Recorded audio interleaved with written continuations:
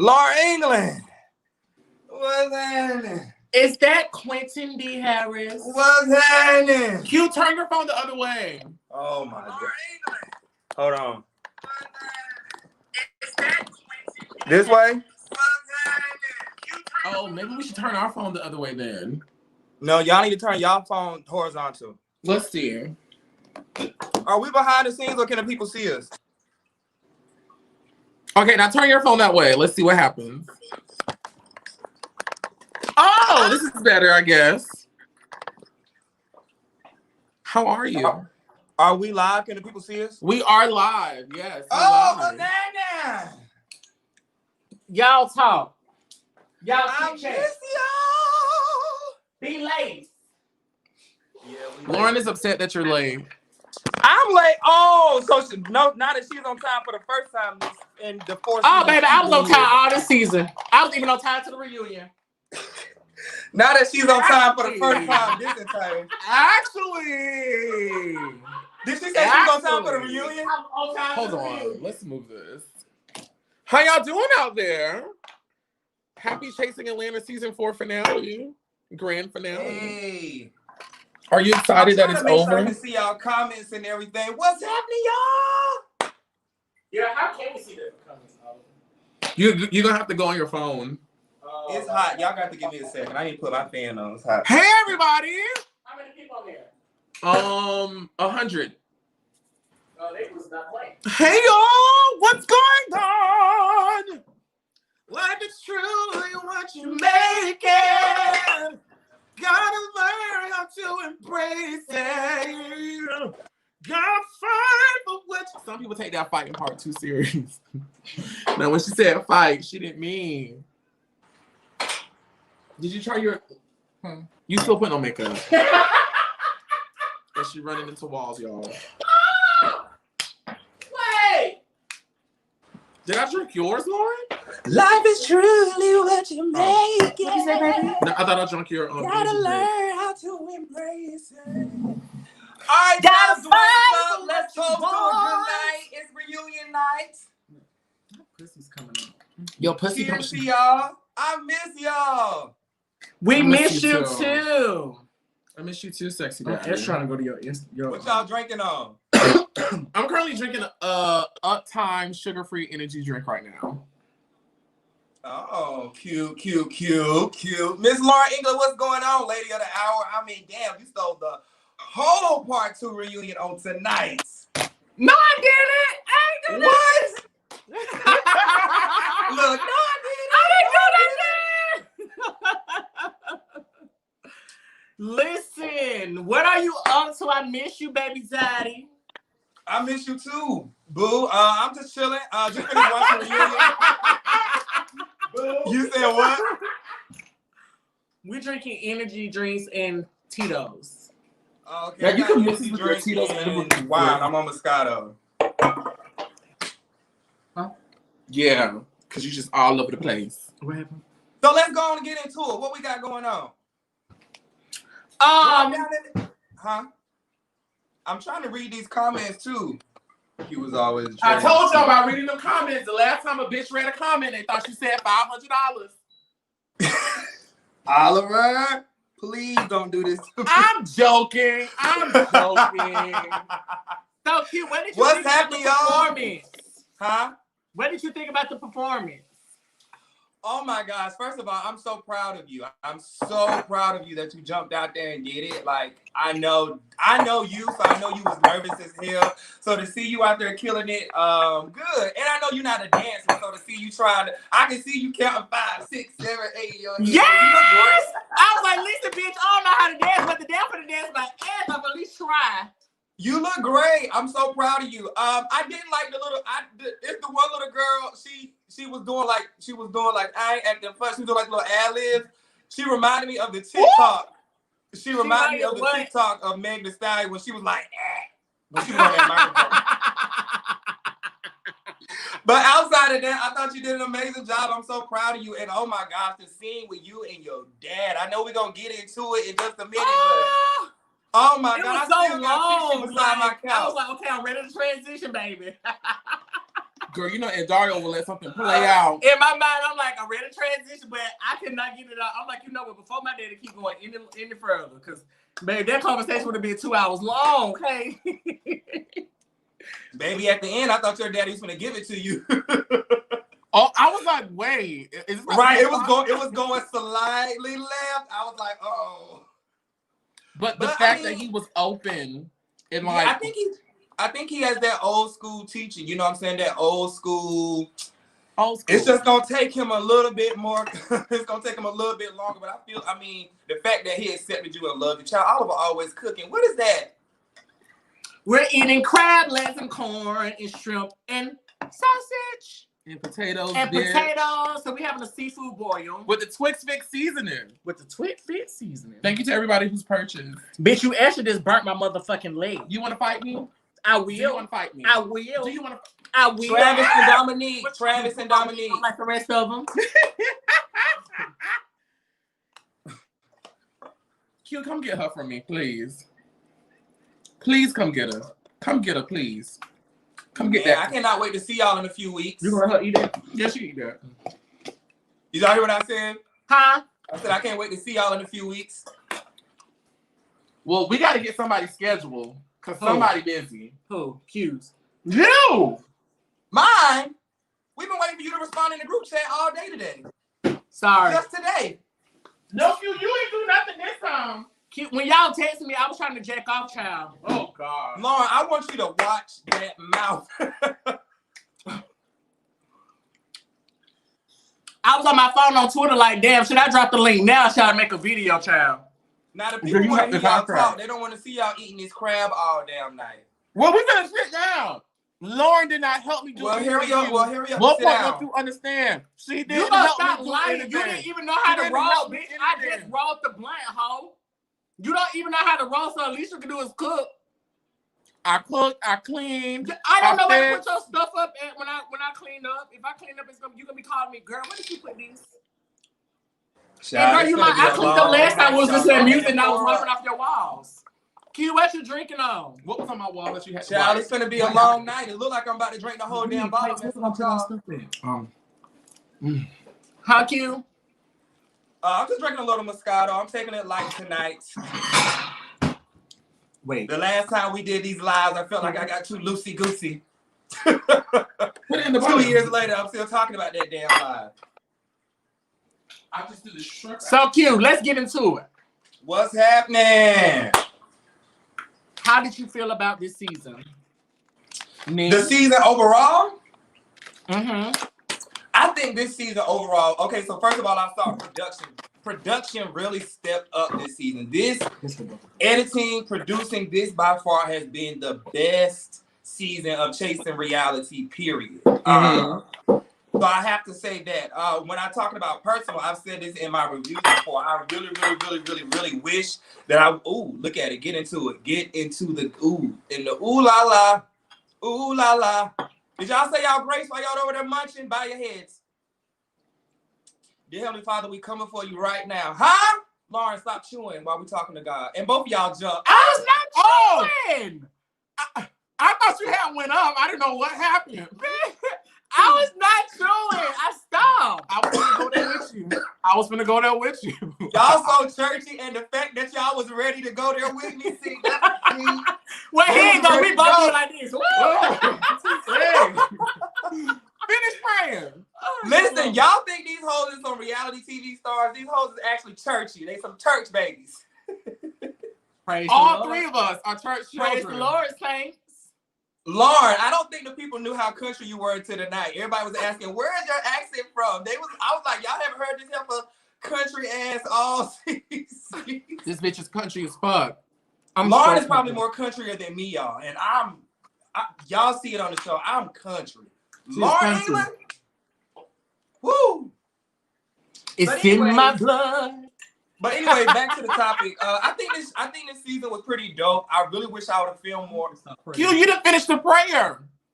And y'all asking eating and munching. It didn't even matter. No, finish the prayer. No, we're not gonna send no half prayers up like that. I ain't gonna waste my prayer on y'all. No, you better finish it. Or I'll finish it. Because the people is even in the comments talk about, is he gonna finish the prayer? Yes, finish it. God, we sorry, we coming. We finna come up. we're gonna come up.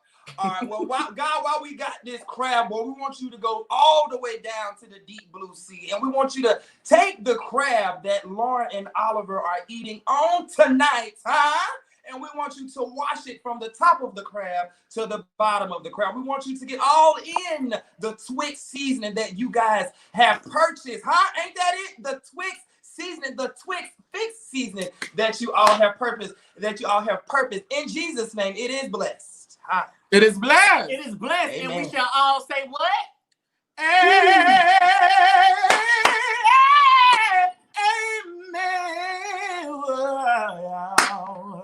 Amen, Lord.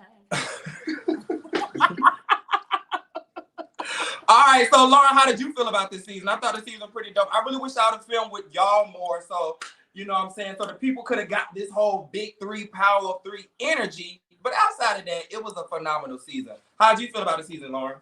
I think this season was for the LGBT community. I think we definitely did our part.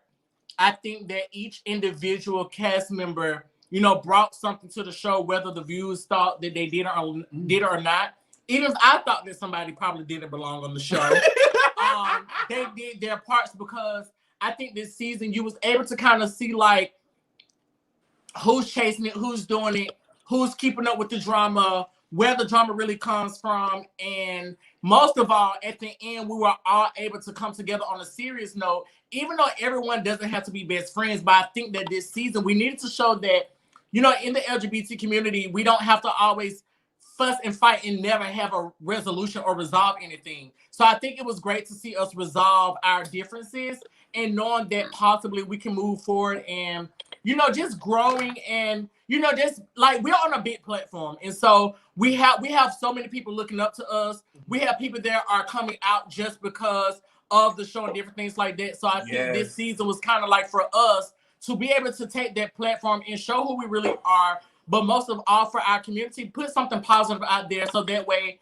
that we can continue to strive and always inspire other people to follow their dreams and their aspirations in life. Bitch, that's the best I've ever heard you speak in live. Evangelist Lauryn, when I tell you it's something in your water, I've ever heard her speak in live. Evangelist Lauryn, it's something in your water in this season, because it's a little evangelistic in that throat. You coming out this season. Just focus. Just focus. Just focus. Oh my goodness. Oh, how did you feel about this season?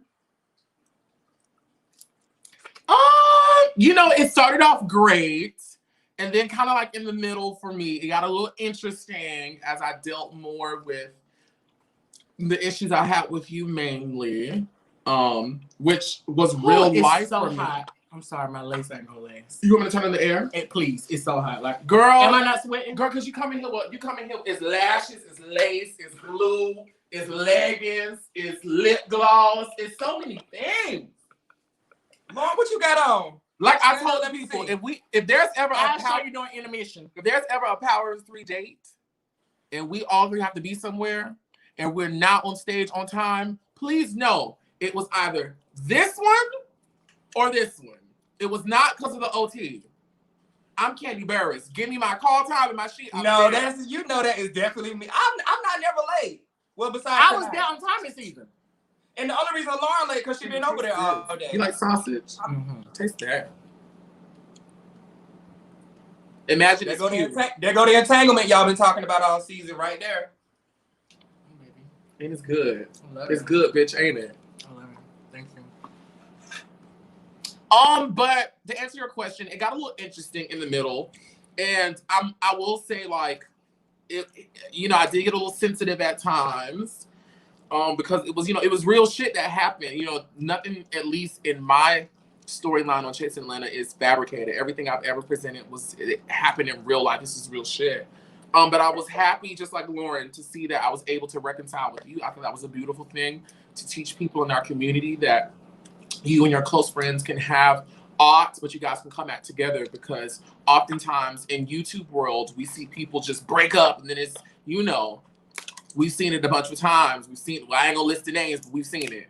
And so it meant a lot to me for you and I to restore our relationship. It meant a lot to me for people to see me in Lauryn's friendship. It meant a lot to me to see for people to see me and Kendra reconcile. Like, that was important to me. So it ended on a very, very high note. And then just the whole way the reunion went, and those people who came to the reunion really ready to move forward and grow and learn and talk and hash it out. I was really proud of them for doing that, because it displayed such a beautiful representation of us as young people in our community doing the right thing. So that made me very happy. Our storyline this season was super huge, and every time I'm like watching it on the screen, I'm like, oh my gosh, we're like really here.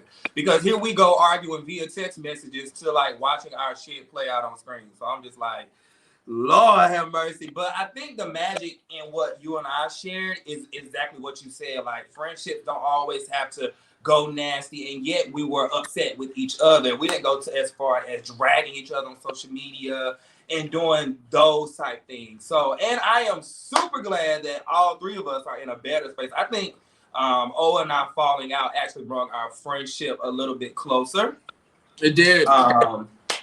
So yeah, and the crazy part was while everybody was in the comments like fussing at us like, y'all need to get it together, y'all need to do this. We had already made it up like in the beginning of the season. So yes, the whole time this season y'all was like, I wonder if Q and Ola are gonna make up. We sitting watching the comments like, girl, we already made up. We gotta do these confessionals. But here I go, chat. I hope they don't get mad at each other at their confessionals, Lord.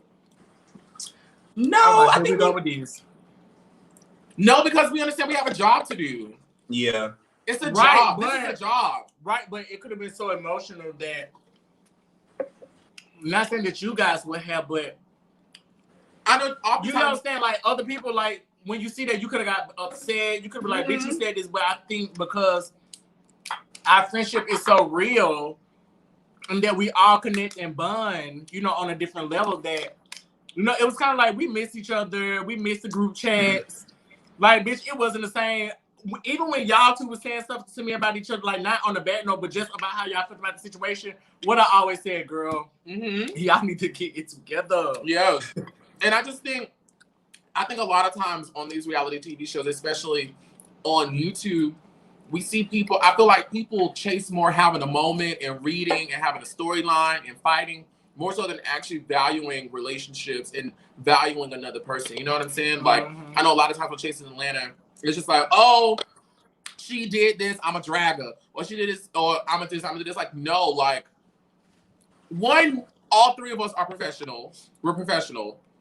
And even though we know we're a part of a reality TV show, we do know that after the show is done, we have businesses to run, we have places to show up, we have people that have our careers in their hands, people that are watching us. And so we know we have to conduct ourselves a certain way too. We're on the show, but we're not trying to make a show. It's just like whatever happens, happens. You know what I'm saying? Like, we're not in our confessionals trying to contrive something or trying to, you know what I'm saying? It's like our friendship is real. And like you said, I feel like us being apart from each other and coming back together, we were able to realize that. And we respect the bond so much more. I do want to say about this season that for me, when it came down to this season, I definitely had just wanted to show growth, and I was hoping that everybody would. I'm not saying that everybody didn't, but I'm just saying that when I was thinking about showing growth, you know, it wasn't about showing growth with, you know, the whole cast. It was more so about showing growth within myself, because I've been here since season 1, and I wanted people to understand that I'm human. You know, I have said things, have done things to people, and all of them weren't so great. But like I said, I'm a human, and it's nothing that nobody in this chat, is nothing that we have not done as humans to someone that may have caused hurt to somebody. And so even though I was hurt in some of the situations in this show, this season, even since season 1, kind of like what you said, like people like you do something, or you say something, people like to drag you, you know? And I dealt with that for 4 whole years. That's a lot. Of me just giving a great show, but people dragging me when they don't even know the full extent of the story to where they're even trying to drag me about. And so right. Oh my God, that is the worst. Yeah, like that was the worst for me. And so then, like this season, it was like, you know what? I'm not gonna get worked up about this bullshit. Like, I'm gonna give what it needs to give. But on a serious note, coronavirus had really shown me a lot just about life that I was like, besides the show, I actually want to take this time to grow in life. You know, I'm about to be 27. We're all growing. We're getting older. We're not getting no younger. Our parents ain't paying no bills. So it's like it's time to wake up and really focus on what the ultimate goal was for Chasing Atlanta. And it wasn't all about fussing and fighting every day. You know what I'm saying? Like, we can kiki, we can fuss, we can not even fight, but I'm just glad that this season showed growth. Like, I think this season should have been called growth. Focus and growth. Well, now that we coming out this kumbaya moment, we got enough people in the room. Let's get into some mess. Tell your favorite behind the scenes story. What goes on behind the scenes of Chasing Atlanta? Let's get into it. You want to go first? I got a thing. Y'all go first because I can go last because my altercations were real until like the season finale. I don't really I have don't like really a have no favorite. issue. I mean, well, Dominique, but What about it? oh no, no. I was telling Oliver that I was gonna go last about behind the scenes, but I guess I go first. It could be any behind the scenes story, not from not. It could be any behind the scenes story. Yeah, it could be about anything. You've been here the longest. You have the most tenure, so go first. Oh, from any season. It could be from any season. Okay, you want to tell you what my most? Oh, hold on. Let me tell y'all something. Let me get this shit straight right now. I'm so sorry. Give me 1 second. No, you okay? If you down here in these comments popping, you will get blocked. We don't play that shit over here at the Oliver Twist YouTube channel. You will go into a deep grave of block. And block. So if you don't have anything nice to say, send it in the motherfucking paper note and send it to your best friend. I'll put it over here because if it comes across my eyes, I will guillotine chop you in your cornea with a block. This is positivity. This is happiness. The season is over. The season is over. Woo. And I'm not coming back no more. Well, So, Lauryn, wait, before we get into the behind the scenes, the people do want to know where you're going. They want to know why you're not returning. Why aren't you returning? What made Miss Lauryn England not want to return? I just stated my fact. I said that I was ready to grow. And I think part of growing was taking the time to, you know, with this transition, like I go through so many emotions, honestly. And I haven't even gotten to the peak of me transitioning, to be honest, with the hormones. And so it's like I really want to take this whole year of me just transitioning, getting to know me. Like, I can't give my all into something before I give my all into myself. And so it's like before I dedicate my story and my journey to people, you know, I really need to figure out what it is that Lauryn wants. You know, I've been through so much, not just with the show, but just personal things in life. And, you know, it's gotten to the point where I have to sit down. I have to, like I say, focus. But most of all, I have to do what's best for Lauryn. And I think the best thing for me is to really just, you know, grasp life right now. And that's what I'm kind of trying to do. And you never know where I'll be, where you'll see me. But Chasing Atlanta season 5, you won't see me. Oh. Q, are you coming back for season 5? Huh? Who? Are you coming back for season 5? Oh, me? Of Chasing Atlanta?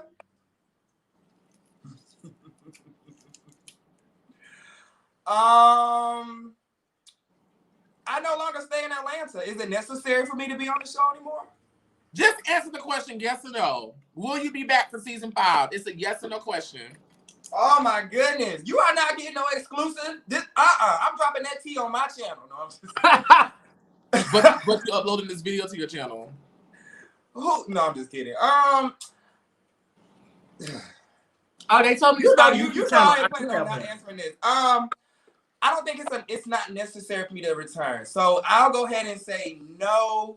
Q will not be returning to Chasing Atlanta. So both of y'all are done. And I have to say that because I'm just in a new season of my life. Like, I want to go for bigger. And I'm so proud of what Chasing Atlanta has done for me. But it, like Lauryn said, it's just time to move on. And sometimes, you know, being in the spotlight while you're trying to heal and do other things is sometimes not good for you. So sometimes you got to know when to step back. And, you know, again, I've done some incredible things on the show. The show has been... Damn it! What you drop? Wine. The show has done incredible things. They already said Q and his wine in the comments. They did? Way earlier. So it's just a coincidence you dropped No, the wine. because y'all know I talk with my hands and my hands are like freaking right here. But no, I won't be returning to Chasing Atlanta. So y'all leaving the show. You've left the show and you've left the show. So what you gonna do? I mean, I haven't left. I know everyone, and you know, I'm so sorry to all of you guys for all of my posts this season. I don't think I've been wording them right, because every time I post something about Chasing, they're like, oh my God, Oliver, you're leaving. I'm like, when did I say I was leaving? I just said I'm gonna miss y'all because the season is done. I will say Chasing LA has some great things in store. And, you know, I want to focus on that. Chasing Atlanta, you know, me being talent, I feel like I wouldn't be as focused on Chasing LA. So I want to put all of my eggs into that basket right now. And Chasing LA got some great talent that I'm getting ready to put up. So I just want to focus on executive producing. I want to advance. I want to grow. That's the thing about life. You have to advance. You have to grow. So it's been a great ride. It's been a great journey, but I'm no longer in that season of my life where I want to sit around and read and, you know, do all that type stuff. I'm past that. And, you know, it was great while I was last at 4Q. 4Q on this particular platform, you know, it was great, but it's just time to move forward and do some different things. Let me say this. I think, and when I say this, I hope no one takes this wrong, but I think when it comes to me, I think I'm more of an ensemble, like by myself type of person. Only because. Wait. What? You ensemble I mean, I was like, wait, it's my brain. I know, friend. But what I'm trying to say is I feel like I should be on something where it's not really considered with a whole bunch of people, because I really do want my story to be told. I do understand reality TV, and I think sometimes it blocks and shadows my true story and what I'm really trying to present to the show. Mm-hmm. So Beyonce is ready for a solo career. Huh? Beyonce is ready for a solo career. I ain't doing me tonight. A little sweat. They never hurt nobody. I'm standing on the wall. Q, church it up. Do a church version. No. Do a church version. No, you got it. I ain't got it. Lauryn, do a church version. Y'all are the artists, honey. Do a church version. I'm trying to think. Oh, girl. So I'm pretty sure you guys out there know that T.S. Madison has a show coming in WeTV. Yes! It's been announced, and yes, I am casted on her show. I'm not making appearances. I'm a cast member. Green screens. I'm a cast member. But I don't feel like, even with all of, and I know a lot of people who knew were like, oh my God, why are you still dealing with Chasing Atlanta? Listen, Chasing Atlanta helped me get that gig, which I will tell at another time. But me appearing on Chasing Atlanta and having that footage of myself helped me get the gig on that show. So I feel indebted a little bit to Chasing Atlanta to come back and, you know, not be like some grand bitch, like, oh, I'm on TV now and all this other stuff. And I know God is going to bless me in that space, but I still want to be a blessing to those who have been a blessing to me. So if there's a season 5, and if the people over there at Chasing Reality want Oliver Twix a part of season 5, I will be a part of season 5. It's going to suck because y'all not here. I don't like that. Y'all saw what happened this season when y'all wasn't around. Well, hopefully you have a better season next season. I think it's dope that you're going to come back, though. Thank you. And and the people over there at World of Wonder who produces our show, and the people at WeTV, they're very knowledgeable about me on Chasing Atlanta. They mention it from here they mention it here and there. So it makes me feel good to be, which I think I can say this. I think to be like the first person from the reality web series realm to be on television. Like for me, it's an honor to represent this genre that has kind of flown underneath the radar for so many years. And you know, we have all these cult followings, but mainstream hasn't knocked on our door. So it makes me feel I'm proud to represent for the Chasing Atlantis, for the G statuses, for the on the come ups, for the, you know, the circles, all those different shows. It makes me feel great to represent in that space. So and I do want to acknowledge it, like they know about it, and so like that makes me happy.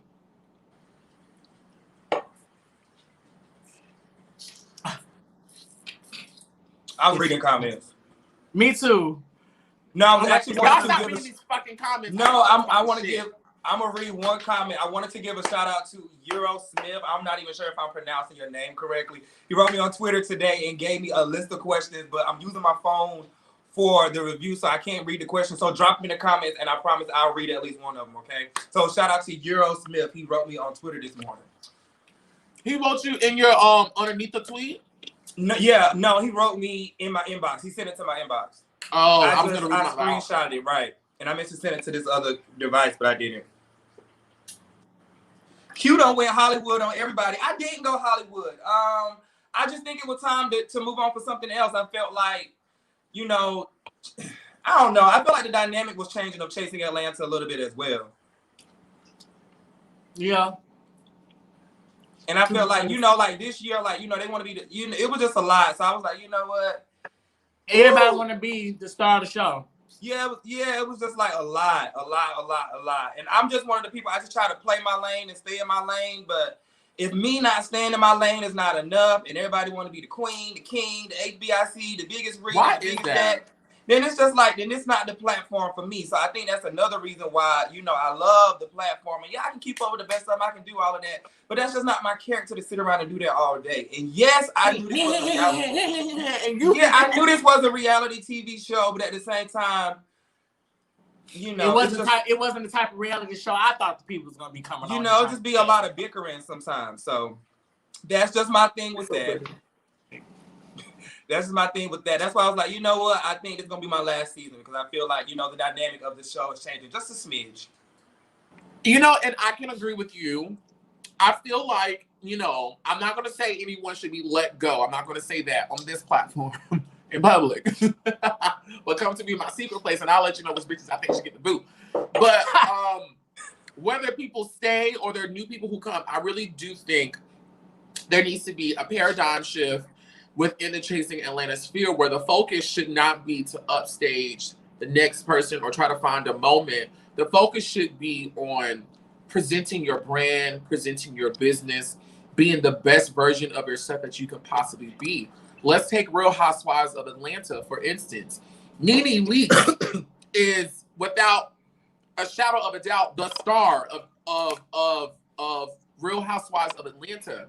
However, you have people like Kandi Burruss, who works her lane and works it well and has equal, if not better, trophies in other lanes, such as business, such as branching out, such as appearing on other series, winning the Masked Singer, being a finalist on, you know, you have to know how to work your lane and work your lane. Don't try to go into somebody else's lane, or people like Lauryn for doing this, so I'm gonna try to do it. Or people like this person for doing this, so I'm gonna try to do it. No, be you. Be you in whatever space that is. And trust me, you will get the whatever you're looking for. Yeah. And I just think for next year, that's what I want the focus to be. Whether people stay, whether there's where new people come in, like focus on you. Yeah, there'll be drama. Yeah, all that shit will happen. That's gonna naturally happen. That's gonna naturally happen. And that's where I was to see. I'm like, I'm not about to be arguing about something that I really could care less. Like, I could have really cared less about the arguments because these are not things that when I wake up in the morning I'm having to deal with. That's not what I want to talk about when I come on set because it's fake. And you want to tell you why it's fake? It's not fake because production making it fake.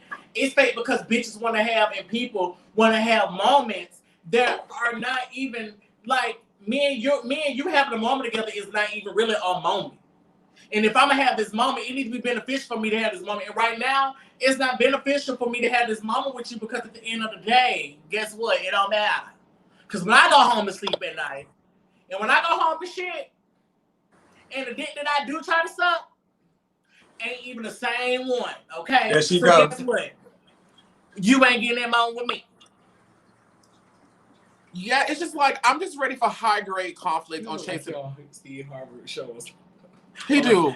Q. You like you on the real Steve Harvey show. Girl, you know she thinks she broadcast a fish. Y'all say what? Say it again, Lauryn. She said I look like I'm broadcast on the Steve Harvey show. The focus is gone. Y'all saw how fast the focus left? Oh my God. Y'all saw how fast. Did you see it over there twirling? Did you see it back? Lauryn, did you see it back there twirling? I was like, there she goes. She cranking up. She throwing this hair. She out of seat. Sit your ass down. Listen. What I said was, you look like you belong. You look like you belong on the real. Oh, we can't smoke this on. I receive it. Come on, bless me.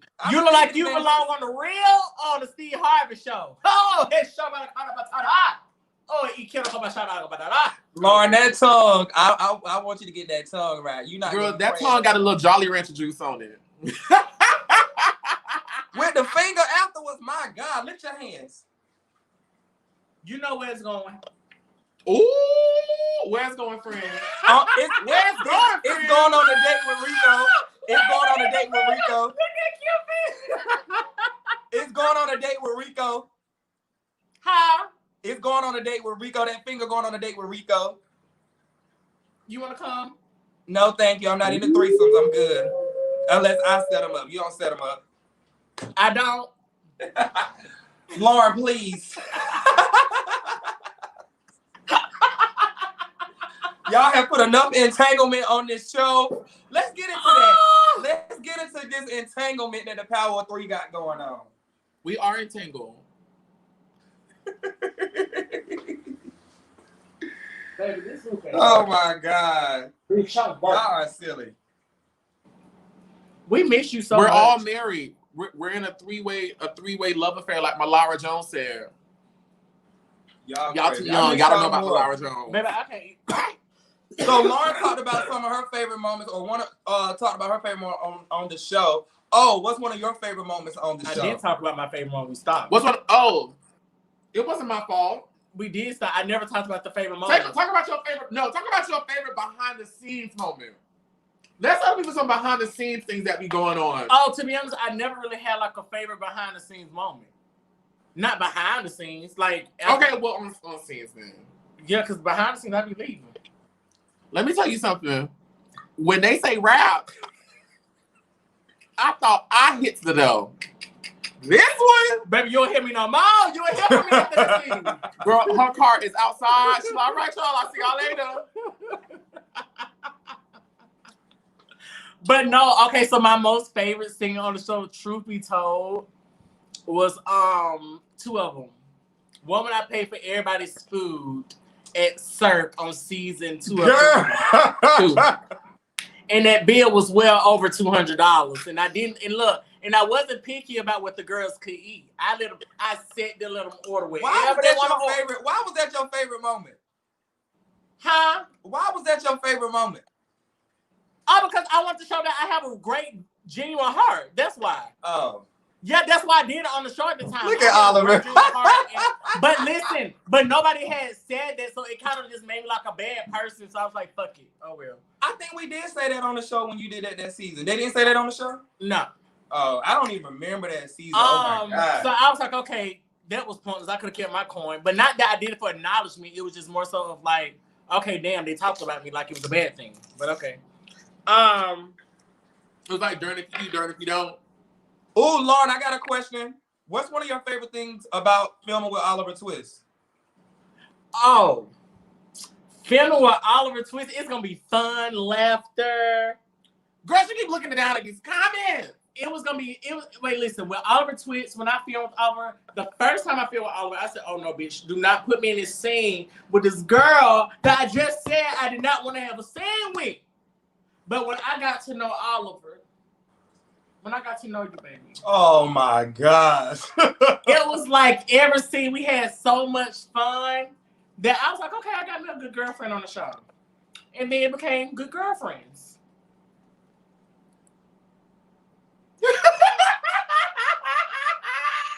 Oliver, what's your favorite thing? Oliver, what's your favorite thing about filming with Lauryn?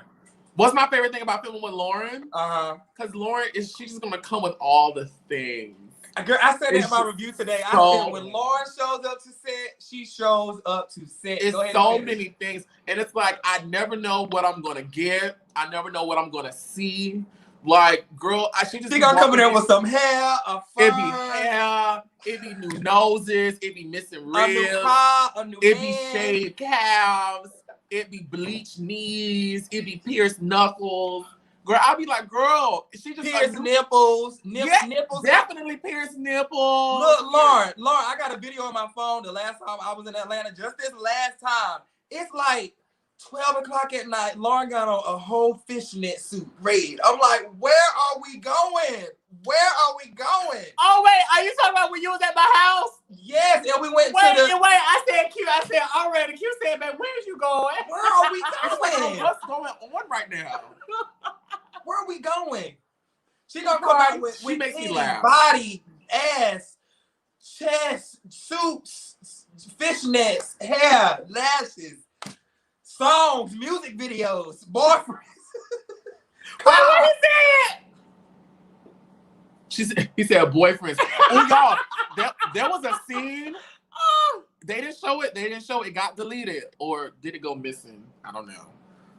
But there was a scene where I went and visited Lauryn on the set of her video shoot. The one for what? Oh wait, was it funny or was it another one? But her boyfriend was there. Can I say the name? Milan Christopher was there, and I was like, "Ooh, they gonna show this on Chasing Atlanta." He was there. He had his shirt off. Why didn't they show Milan this season? Oh, because that wasn't for the show. I didn't have it set up for the show.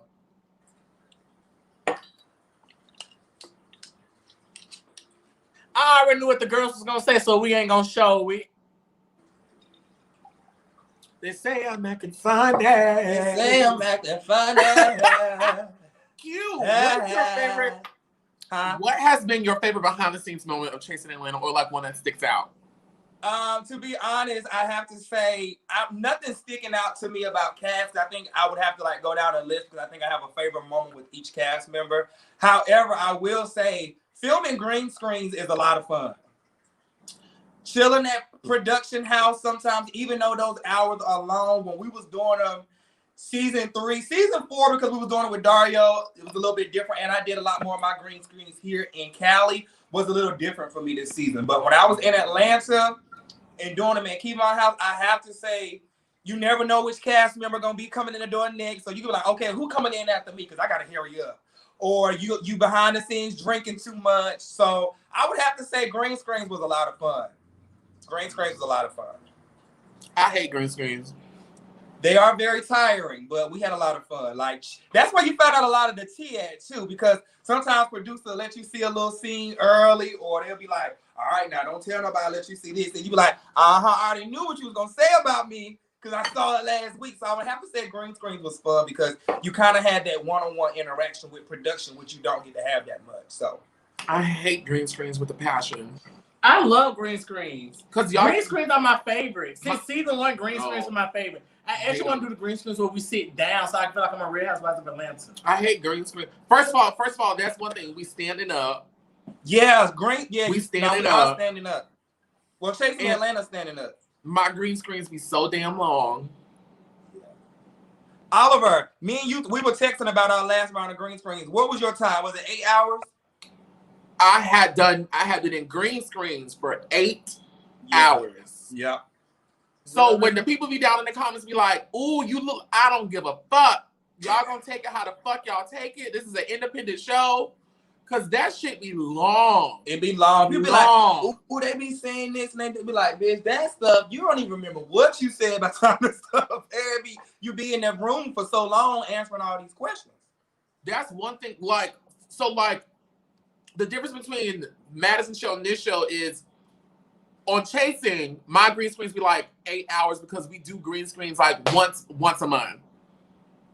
We do green screens once a month. Where with this one, we do green screens like every 2 weeks. Was like, okay, I'm standing up for 2 hours. Now I I hate green screens for Chasing Atlanta for the fact they be so damn long. Lauryn, put that phone down. Girl, she can't. I'm sorry. I'm like, she act like she on Instagram Live. You in YouTube streets. I'm multitasking. When your YouTube channel coming? So I actually am dropping my second music video on my YouTube channel on February the 5th to my single Anticipation. After that, I am in the process of starting some vlog. I actually found me a videographer now. So while I'm taking these 6 months and stuff like that off of just, bettering myself or whatnot, I'm going to be vlogging there. My transition is... if you say vlogging one more time... Girl, I wanted to slap her, but fuck y'all. If you say vlogging one... Every time. You and your what every time? My talk. She said country. Me and vlogging, girl. I'm not finna let you keep vlog. I'm like, girl, what is we on right now? MySpace? Vlog. Bebo. Moco Space. Black Space. Ooh. BGC Live. You ready for this one? What? Backpage. Tagged. Jack. What was the other one? Not Grindr. It was another one. That was like Grindr-esque. You got me. Here you go. My Secret Arrangement. Well, I don't know about that. You don't know about that? Country ass. You don't know about that. Q, how was it filming with Lauryn? We gotta get to these questions. Okay. That's why I've been looking at Lauryn gonna always keep you on your toes because Lauryn, you never know what's gonna come out of Lauryn's mouth. So first of all, Lauryn and I have a true, genuine friendship. Get out my kitchen right now. Go to your bed. Get out and go. Go. Girl, I'm finna call Peter on you. Are you throwing out the cookie? Go to your bed. She knows Cookie should have had a peach this season. She'll be going to the kitchen? No. You saw you didn't see her over here tiptoeing? Because she see Cookie smart. She see we on live, so she think I'm distracted. But please she no. said my daddy busy. My daddy is busy. My daddy busy. I'm finna go in the kitchen. But no, let me wrap up my question. Filming with Lauryn is dope. She just crazy as hell. You never know what she gonna say, so she keep you on your toes. I like filming with Lauryn because she kind of pulls something out of me. She's very flirtatious and very crazy. If you know me, I'm a little bit more reserved. I'm crazy too, but Lauryn gonna say something that's gonna bring me all the way out of character, and I'm just gonna laugh. And the people like that's the friendship, that's the love. So one thing I love about filming with Lauryn is just she gonna always keep your ass on your toes because she gonna say something crazy. Like when you said, "Yo, D was in Troy Mouth tonight at the reunion." Like I was my big D. Like, this girl is crazy. Like, you don't know what she gonna say. She don't know what she gonna say. So that's one thing I do love filming with Lauryn England is she has no limitations. When it comes to putting on, well, not necessarily putting on, but when it comes to filming and just delivering, Lauryn England is going to deliver every single time. Like every time her ass show up to set, she gonna deliver. What about you filming with Q? Okay, so when I first filmed with Q, okay, so it's crazy because I met Q right before I knew he was coming onto Chasing Atlanta. So we were always like, keep in contact, but it would be like literally like here and there. So when he came onto the show, I was like, bingo, like I found somebody that, I felt like I could relate to on the show that was on the same. No, Lauryn, we did that at my interview that night.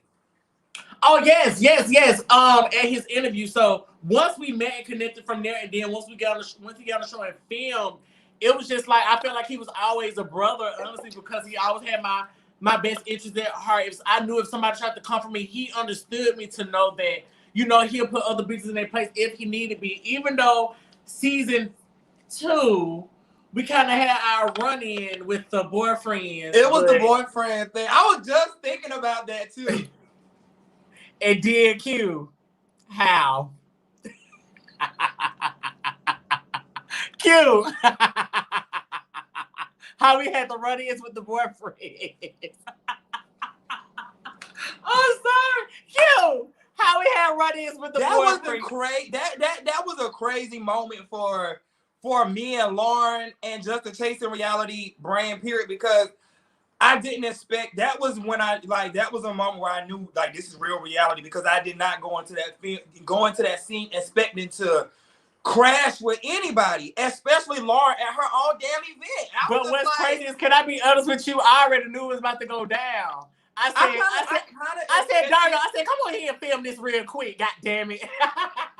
I kind of expected me and Q to get into it just a smidge, only because people had been comparing the two Qs for a while prior to us even meeting.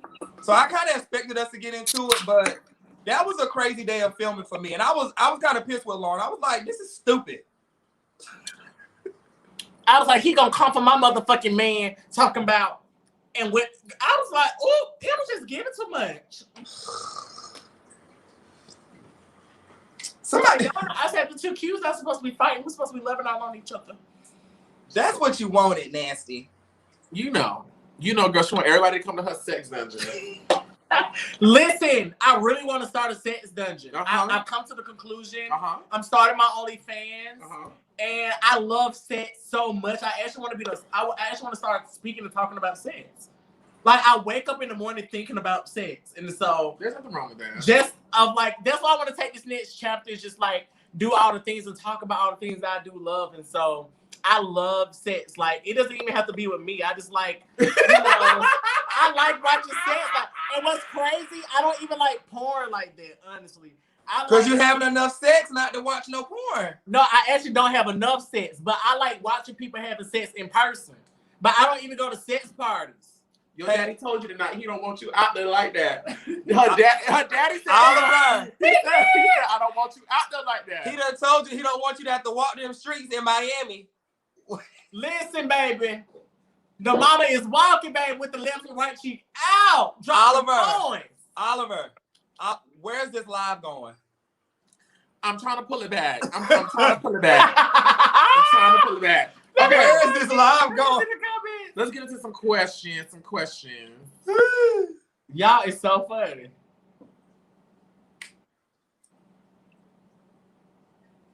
There's a way I can look at these without. Make sure you guys are liking and subscribing and commenting. Make sure you guys are following Oliver Twist on his YouTube channel. Make sure you guys come over and follow me on my YouTube channel. Yes, follow Quentin Harris on his YouTube channel. After this live is done, I'm gonna put the link to his YouTube channel in the description of this video. Yes. So I'm gonna ask some questions, but I'm gonna kind of make them general. Bitch, I'm over here stuttering too. Wait. Put y'all comments in the put y'all questions in the comments. I need to clean this alcohol up off my floor. That's why I keep looking at like. Can I say something real quick about season 1?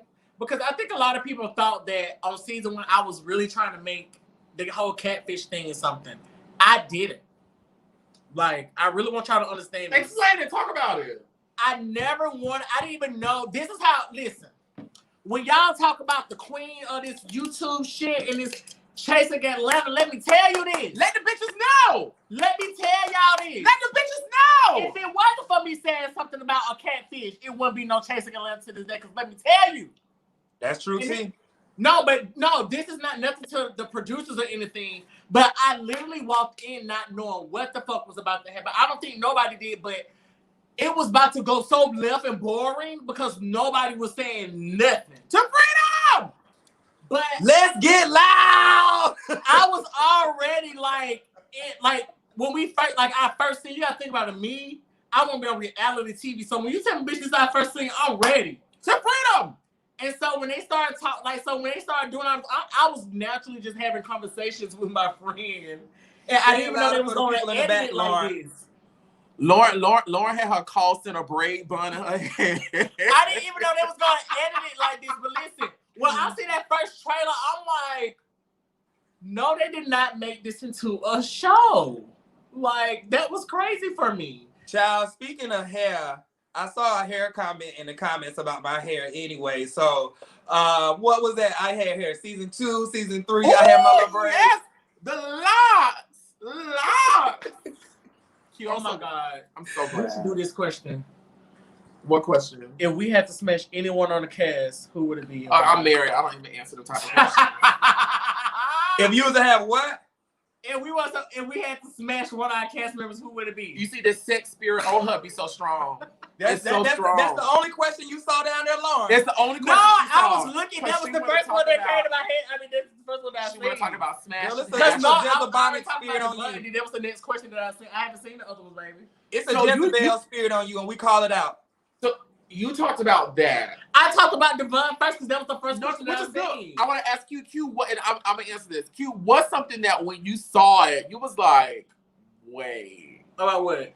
Like, okay, so you talked about the whole catfish thing, and when you saw it, you was like, girl, this is why is this such a thing? Yes. Q, what have you had that moment watching the show? You was like, girl, why? Yes, my moment was this season when they tried to say about the whole me inviting Travis to Troy's birthday event or Christmas event. Q, break that down for everybody. Like, tell them the real.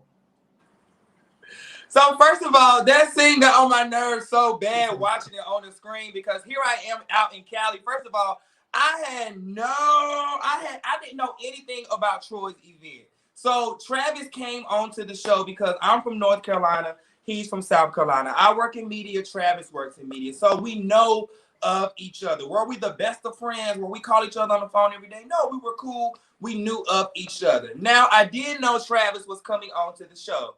Cool. Like, I've seen him. Well, I didn't keep up with the crap we do for love, but I did keep up with enough to know that he was on the show. Now, let's move forward. When it comes down to Chasing Atlanta, it was frustrating to me because they tried to make it seem like I invited Travis to this party when that wasn't the case. The reason that his storyline, or his storyline, quote unquote, to get on the show, I was one of the only people that he knew. So they had to say, okay, Q invited him to the party. Cool. I didn't mind them saying that I invited him to the party, but dragging it out like, oh, Troy didn't know he was coming. So my thing is, if Troy didn't know he was coming, why'd y'all let him in the house? So it was frustrating. So that I had a moment like watching the show, like, what is going on? Like, I knew nothing about none of this, and I've said that in my review. Just like I ain't know it was Troy's birthday party. Or Troy Christmas event, Troy Christmas gathering thing. Like, I had nothing to do. I just knew I wasn't gonna be there. I had nothing to do with Travis being there. You know what I'm saying? Like, y'all want to use my name and bring him on the show? Okay, cool. But saying like, oh, I invited him there and I wasn't gonna be there. I didn't even know when Troy's party was gonna be. Like, I can go back through my text messages, email. I didn't know nothing about Troy's event. So, there are moments in Chasing Atlanta where the left hand doesn't always know what the right hand is doing. And it's like, we honestly did not know, which is why when you see me arrive and they're like, Travis is here, I'm like, what are y'all talking about, Travis? It's like, I don't know who y'all talking about because I did not know he was coming, because I did not know he was a cast member, because I didn't know.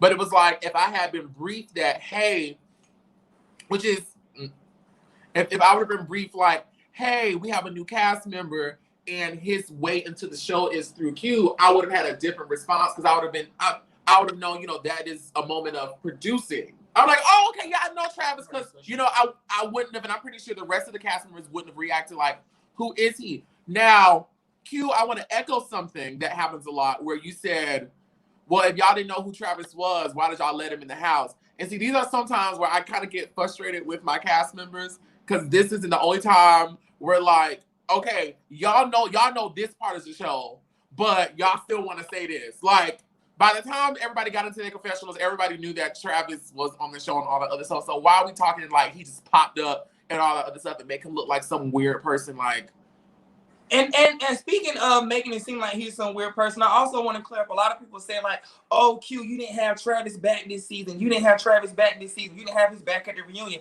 I didn't know what the hell was going on. Like, when I show up, I'm trying to clear my name. I'm trying to clear what's been happening with Q. I didn't know what the hell Travis and Dominique sitting over there arguing about the finale. I didn't know what the hell they was arguing about at the reunion night.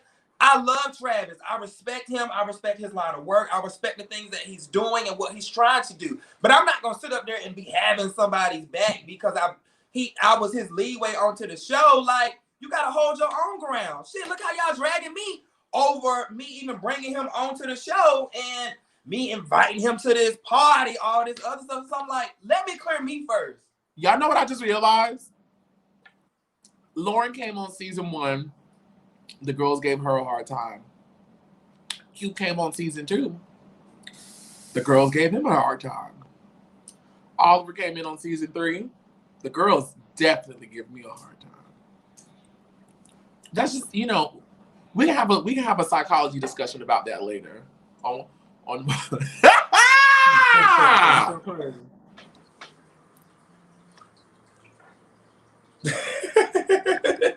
All right, so let's get into some funny stuff. I don't ask enough questions. Miss Lauryn, what you got up your sleeve? What's good?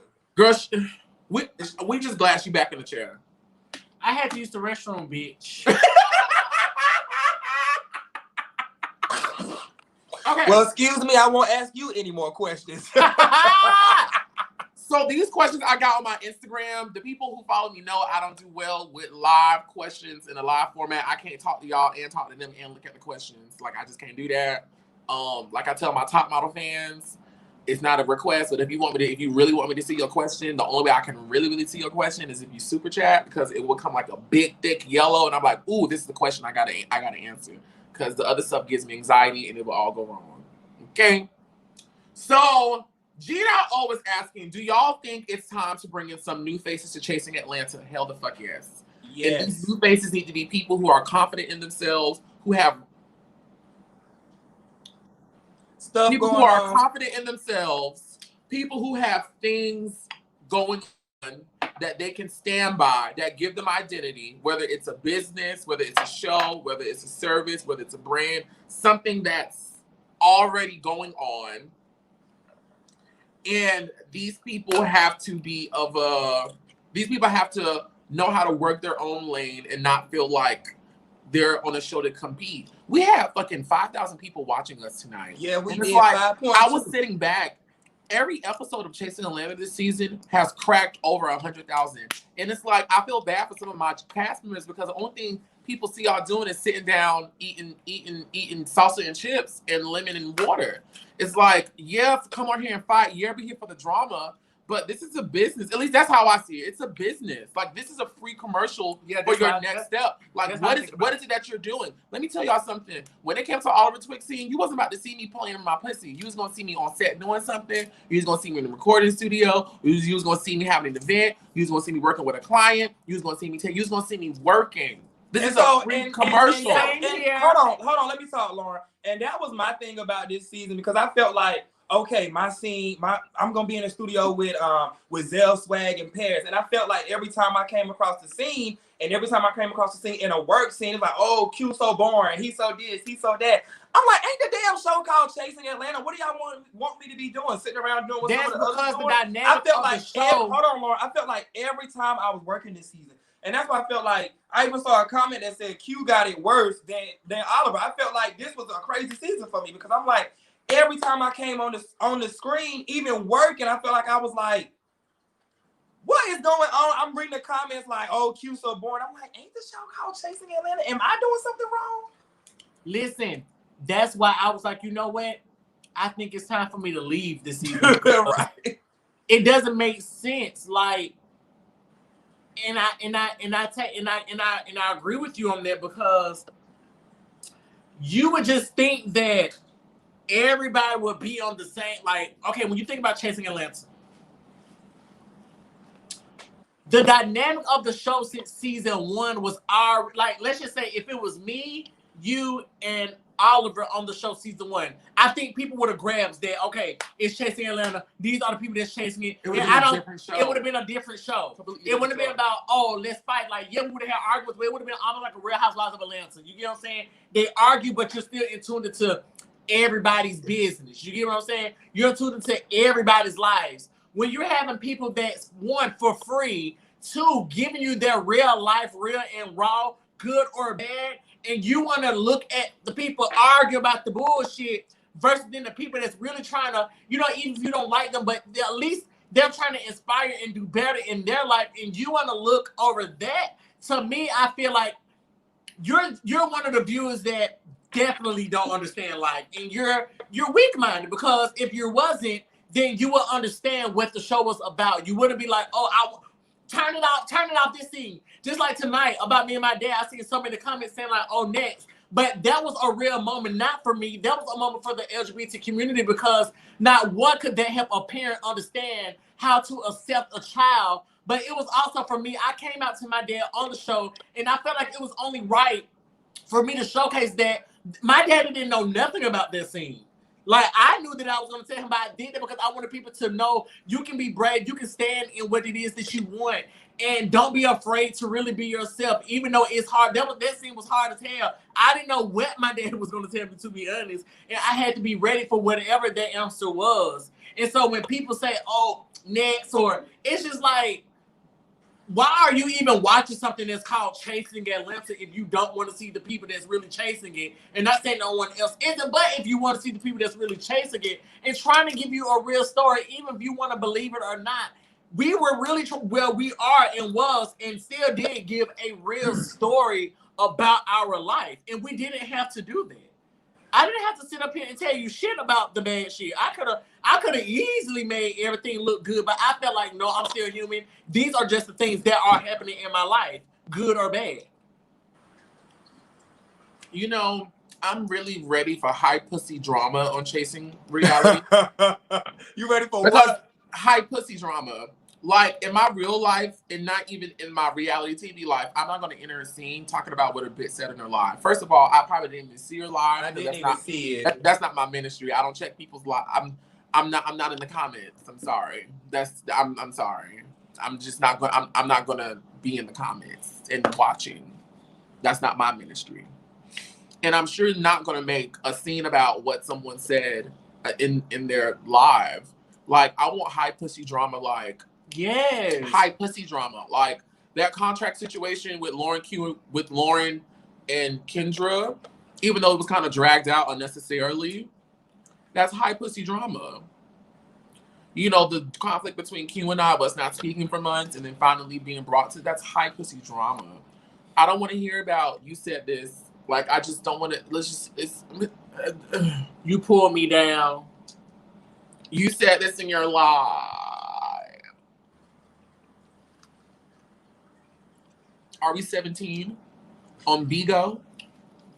Or is this Chasing Atlanta? And I'm cool with everybody. I'm just talking about the situation. I'm talking about the actions, not the person. Why are we talking about this? Like, why is this a thing? Like, if Chasing Atlanta is supposed to be the top tier girls of this type of situation in this element, why are we spending a whole season and talking about what someone talked about in their life? That's why I wasn't about to shoot no fucking scene talking to Troy about what Lauryn said and how she feels. And I wasn't about to shoot no fucking scene talking to Lauryn about what Troy said and feel. I'm not going to do this ping pong and volleyball and back and forth shit. Okay, you said this. Hey, production, can we film a scene where the both of them sit down and they can talk about it and hash it out? Perfect, cool. It don't have to be a whole 7-episode thing about, well, she said this, and she said this, and I just wanted to do that. But seriously. I mean, can you believe on this show that it was never an event that the whole cast tried to put together and there was drama involved in it? I want to see something like that. I want to see that. I want to see us come together and put on an event, and this bitch ain't sent her money for the deposit. Or this bitch went behind us and booked with the promoter. Or this bitch showed up late to the event, so somebody had to take their job. That's the type of shit I want to see. Can I ask a question to the people in the comments? I would like for you guys to drop down in the comments, and what would you like to see the power of three, the big three, however you see us. What would you guys like to see from us? We talk about what we want to see on the show. What would you guys like to see the three of us do? And while you guys are down in the comments, shout out to Fox, the demi-goddess. She said, since season 1, the power of three always displayed. You guys were serious about chasing your dreams. It was a beautiful journey, and look where the three of you are now. Thank you so much, baby. Oh, thank you. Q has a whole spinoff that he's executive producing out there in LA. Lauryn, I appreciate that. Lauryn fucking killed the reunion. Killed tonight. She killed the reunion. She murdered that reunion. From and DJ Chose, bitch. DJ Chose. Is that DJ Chose over there? I think that's DJ Chose. Fucking killed it. Oliver Twist coming to motherfucking We TV, bitch. Woo! So the big three is doing some big things. Speech. We made the biggest impact. Check the spreadsheet. So we did some great things individually, but what would you guys like to see us do together? We did some great stuff individually. What would y'all like to see us do together?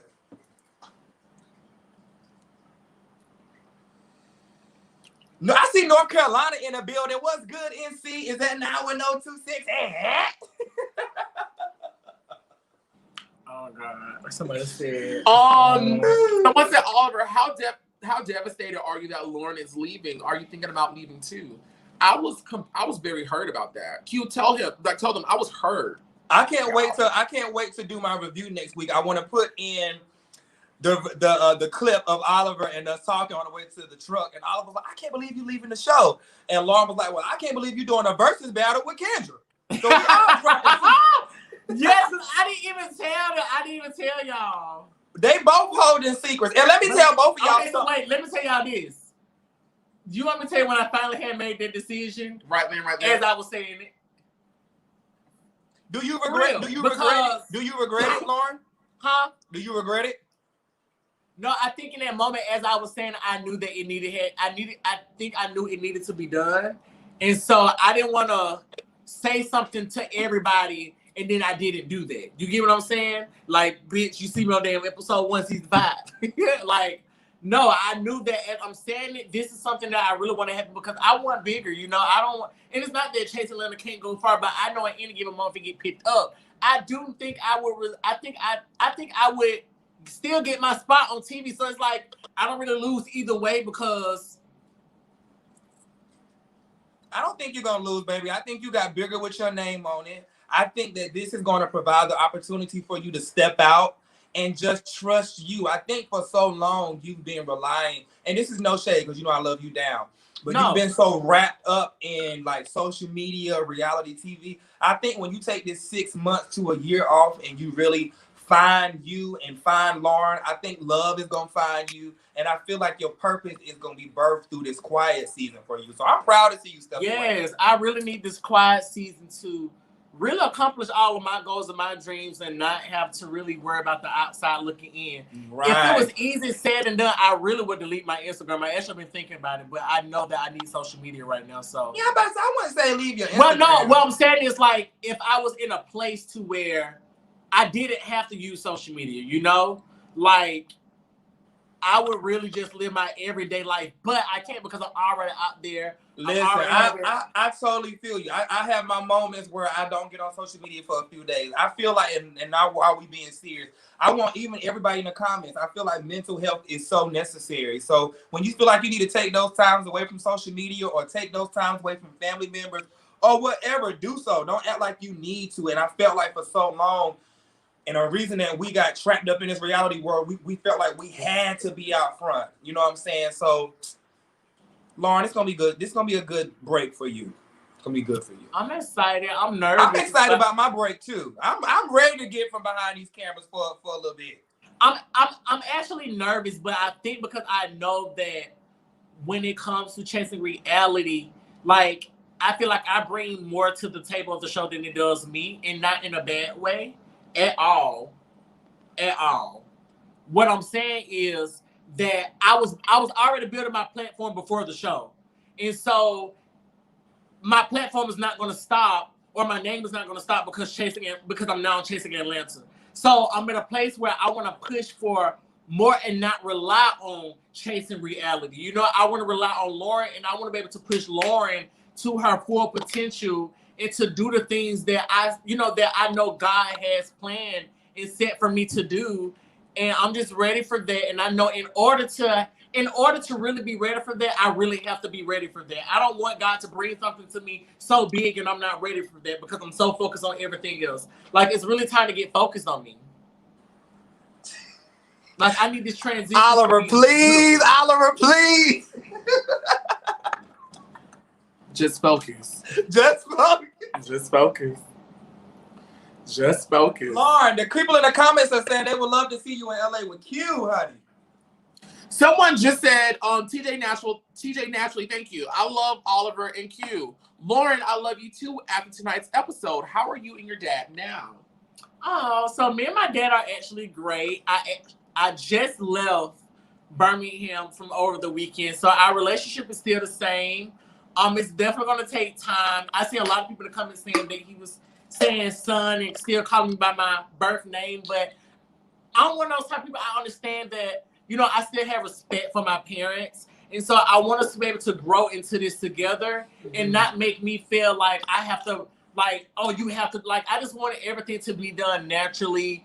And like I said, I think it's most important for me to take this time to focus on me so that way everything around me can just be, you know what I'm saying, be what it's going to be. Like, I still have to have that conversation with my mom. I still have to have that conversation with my sister, my brother-in-law, just for the sake of me releasing and being ready for whatever it is the responses are. I cannot be Lauryn, and I can't do that without having these conversations.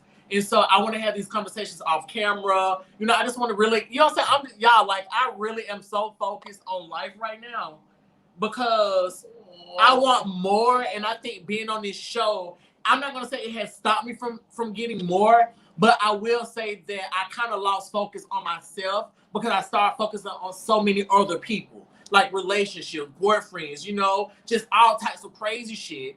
And so I'm just ready to see what this next chapter is with me and my dad. I'm still in the process of, you know, the testing and stuff to see if I'm able to give him a kidney. So that's another thing. Like, if I do that, I have to be, you know, I have to have surgery and be resting. So kind of like I stopped drinking and smoking. So it's hard, but we're going to get there. It's so nice just to see you, like, become like a grown woman. Like, it's like, because this Lauryn is not Jalen Aaron White. No, it's not. It's not. Jalen is so good. But not even like in terms of like identity, just like the way what you talked about, how you deemed what was important to you, what you wanted to do. Like, it's very actually inspiring to see you like be like, I'm just gonna step out there. Yeah, I'm just gonna do it. I'm ready to do it, and hopefully everybody will be able to see my transition and just the whole journey.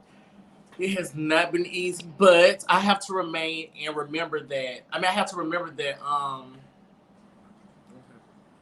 No, go ahead. Oh, I have to remember that it's a process to everything, and I know this journey is not going to be easy, but it'll be blessed.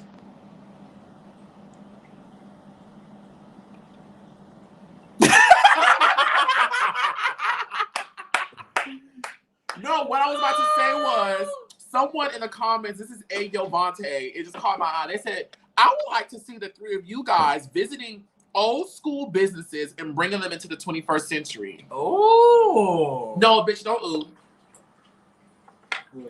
Don't ooh. And Q, don't you ooh either. They know why. I'm not gonna say why. What? I'm not gonna say why. Oh, I'm so confused. What's going on? Yes, I know. Wait, bitch. Somebody, I'm reading the comments that I got before we started live. Someone said, can y'all give us a praise break tonight? Let's do it. oh my. Lauryn giving a praise break. I gotta praise. I gotta praise and I gotta get it out. I gotta praise. I gotta praise. I gotta praise. Gotta praise. Gotta praise. I gotta praise. Come on, Q. Q. Shout for the people. Shout.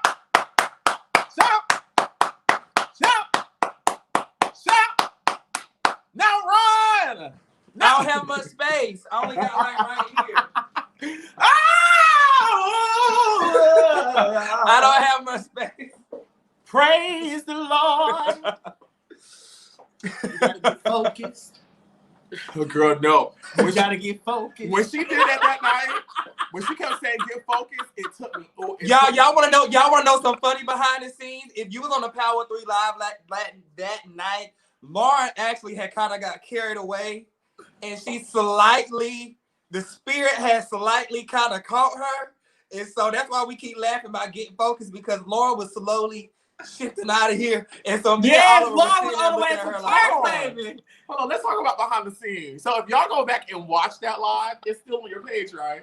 I think, yeah. When Lauryn starts saying get focused and like, you see me looking like, oh, okay. Like y'all see Quentin T. Harris disappears. Because for that whole duration of that time of Lauryn doing that until the next time you see Q pop up on the screen, Q is in the corner tearing my floor up. Q is shouting. I'm in this moment like, I don't really know what to do right now. I started feeling it for real. Y'all was like, wait, what? We got Juanita Bynum over here. We got Ty Tribbett in the corner. We got B Slade right here. Oh my God. I'm just like, I don't know what I'm supposed to do, so I'm just gonna support them. Because a part of me is thinking, are they playing? But a lot of me is thinking they is very serious right now. No, I was in the corner dancing because I could feel Lauryn slowly shifting. So I didn't want her to make it feel like we was looking at her. So I'm one of them people, if you're gonna go there, I'm gonna go there with you. So I didn't want her to get off of what God was giving her because she was focused on us. I was like, well, let me be in the corner. Let me charge her up. Because maybe she's going to give me what I need. Y'all know I'm a little churchy. So if you go there, I'm a person to go there with I'm a churchy like. Me too. I'm churchy too. It'll take but we didn't know Lauryn was. See, me and O, we ain't never seen that side of Miss Lauryn. I had never seen that side. Me and O, we don't mind going there. Miss Lauryn, we ain't never seen her go there. So I was like, oh. We was like, so me and Oliver looked at each other like, oh, she's serious. We looked at each other at the same time. We was like, that's crazy. I grew up in church. I used to cry with my mom as a kid. When my mom go to your bed. Go to your bed, goddammit. Don't come back in here. I ain't never heard a word out of Cookie. Calling Pete on you. But look, so when I was a kid, I used to cry because my mom didn't wear heels to church. If she didn't wear heels to church, I thought we wasn't going to church. I used to be like, it used to be this one lady that used to catch the Holy Ghost every Sunday. Everybody knew Jalen from the church used to catch. I used to mimic the lady in the choir stand that caught the Holy Ghost every Sunday. So, and I used to play the drums. Played the drums, ran around the church. I used to catch the Holy Ghost every Sunday in church, my cowboy boots on. And so, yes. So you saying is that church where you realized you wanted to be a woman? No, right, I'm about to say, because now I'm about to say, it was kind of like when I used to be at home by myself, wearing my mama heels and putting t-shirts as hair and wearing her lipstick and makeup and kissing the wall, thinking I was marrying the wall, making wedding dresses. That's when I kind of realized I wanted to be a woman. Look, I was just getting ready to say she became the woman in the choir she used to look up to. Yes, that's who we see today. Oh God.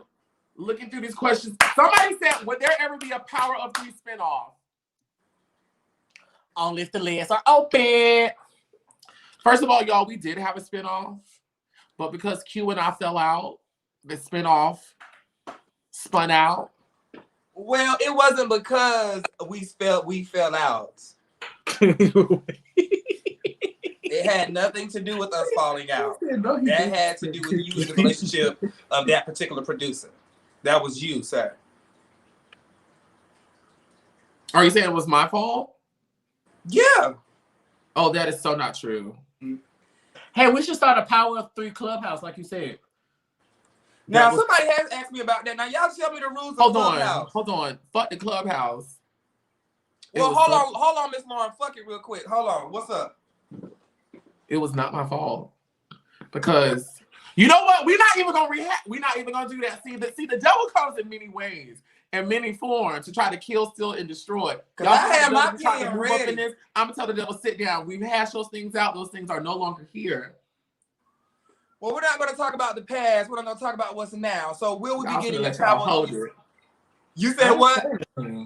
No, because you was over here agreeing, talking about, No, I didn't. Switzerland, yeah. I didn't agree to that you had gotten. It's okay, Lauryn. You could have said yeah. She ain't gonna touch you. But I'm like, I didn't never even say that.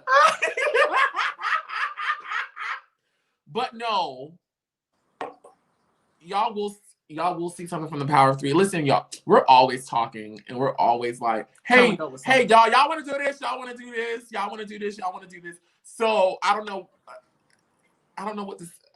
I mean, they just really have to just stay tuned. Yeah, just make sure you follow all of us, stay subscribed, because we're always throwing ideas out there. And I can say that there are some things that we have agreed to and that we are now actively We're just trying to find which one gonna stick. Well, I think they're all great. I think every idea is actually going to come into fruition. Like, I think whenever we get into a place where we can actually have like a real show, the three of us will have a real show, because we've proven that the three of us together is a thing, you know, and it's a great thing that it's organic and not forced. But on the flip side, you know, people like to see the three of us together. So I do think that we will get in a space where we will film a show. There's just other things we're going to do first, you know, and we're probably going to do that while filming our show. Okay. I just had to say that. I'm done. That brownie. You feel it. You want to go get another one? I don't need another one. You want another one? Oh, no. Another what? Girl, she over here eating desserts. You know my desserts. She don't need another one. That's what I'm saying. I don't think so. Not until we get off here. We got a few more minutes. Okay. 30 more minutes. Someone says, do you feel like the season spent too much time on the issue between y'all? What you laughing at? Because you said 30 more minutes. I said 30 more minutes. 30 more minutes on this live? You want to see us that bad? Bitch, I can hang up now. Oh, let me help you. Hold on 1 second. Clear me so I can go to bed. I was looking at your teeth. They just so perfectly done. Thank you. Q, they want to know, they say, Q, why does it seem like you're never with the other two like that? I have to be honest, like... She lives in Alaska now. First of all, me and Oliver spent way more time than me and Lauryn did. Am I right, O? Yes, he practically lives with me. So I have to say, like, I'm just not a person. Going in my refrigerator. Hold on, listen. Lauryn likes to be on live and do that stuff all the time. I'm a little bit more low key, so you'll see them kind of snap and put pictures and lives and stuff more so than you'll see me. Like, that's just not where I'm at no more. That'd be Lauryn. Lauryn loved his goddamn Lauryn loves it, honey. Ooh. I be like, girl, the people I be like, not till it's let us be by ourselves. Right. So I think me and O actually connected, like just me and by ourselves. So, you know, it's not that you see them more. I think you see them more now because, one, I stay in California and they just wrapped up the show together. They did more scenes together. That's why I hated this season, because I really wish that the Power of Three was seen more together. We really only had that one scene. So it's not that you see them more childish. Lauryn like to be on live a little bit more than the other ones, but it's no shade. Like, oh, let me take that answer back. The question said, do you guys feel like they spent too much time this season talking about the issues between us and Kendra? And I would like to answer first. Hell the fuck yes. And glory to God, Kendra and I and Wayne are in a better place. And we're doing the verses and we're working on other stuff. And we're about calling each other and talking and texting and checking in with each other. That makes me feel happy. We do have a date for the verses, guys. We're going to announce it soon. But I was like, my whole frustration about just the whole situation is, okay, we could talk about it, but why are we ignoring the fact that me and Kendra spoke and made up before the season started production? Like, I felt like some of my cast members, some of the people in the comments just completely ignored that. It's like, we talked on the phone, y'all. Like, so her being upset now is news to me. So tonight, I was reading a lot of comments where people like, oh, Q, you should have just apologized to Wayne and da-da-da-da. That was the very first time Wayne and I ever had a conversation. That was the very first time out of the year and some change that we've been fussing, whatever you call ourselves, doing that, we had a conversation. So it's like, oh, Q, you should have just accepted Wayne for what he said and just let it be. No, we need to sit there and talk, because I never said anything about that particular amount. I ain't even gonna say that amount on this live because I don't want no foolishness, but I have to piggyback off what O was saying. Like, I was reading some comments tonight. I was like, what? No, like, this is the first time that we've been around each other. Mm-hmm. And so I want to piggyback off that by saying that's why when I hear my counterparts on the show, I'm not gonna say that. What I will say is it sometimes just confuses me on when other people pick and choose what they want to bring to the show and what they pick and choose that they want to handle behind the scenes. You know, I've said in other reviews and other lives, like there be so much shit going on sometimes. I don't know about season 4 because we were so scattered, but I definitely know for season 3 there were other things going on with other people on the cast, like real shit. Like people bought stuff and didn't get stuff, and people's monies and people's boyfriends and drunken nights and there. These are things that I heard. These are things Oliver Twist was physically there to see. And it was like, but y'all want to team up and gang up on 1 or 2 people when it's like, I don't see y'all bringing y'all issues to the camera. I mean, if we're being real, so which one, like, is it that it's a show or is real life? Like, y'all picking and choosing, you know what I'm saying?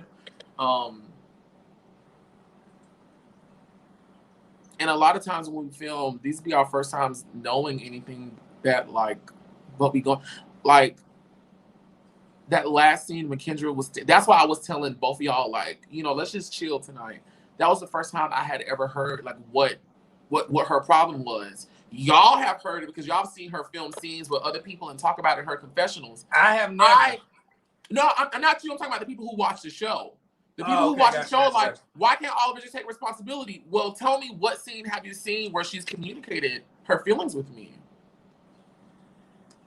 It hasn't been communication of feelings. It's been the throwing of chairs and the slaughtering of lobster plates and, you know, girl, all these other things. So it's just like, you know, like, how can I take responsibility? I don't know what the fuck is going on.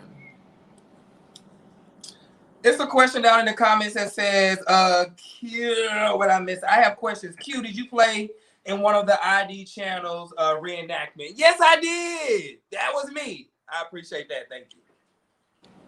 You famous. We just the lucky friends. That was me. Bitch, I'm so high. This is for Lauryn. I see. Lauryn, we're finna get her to bed, y'all, soon. She didn't have.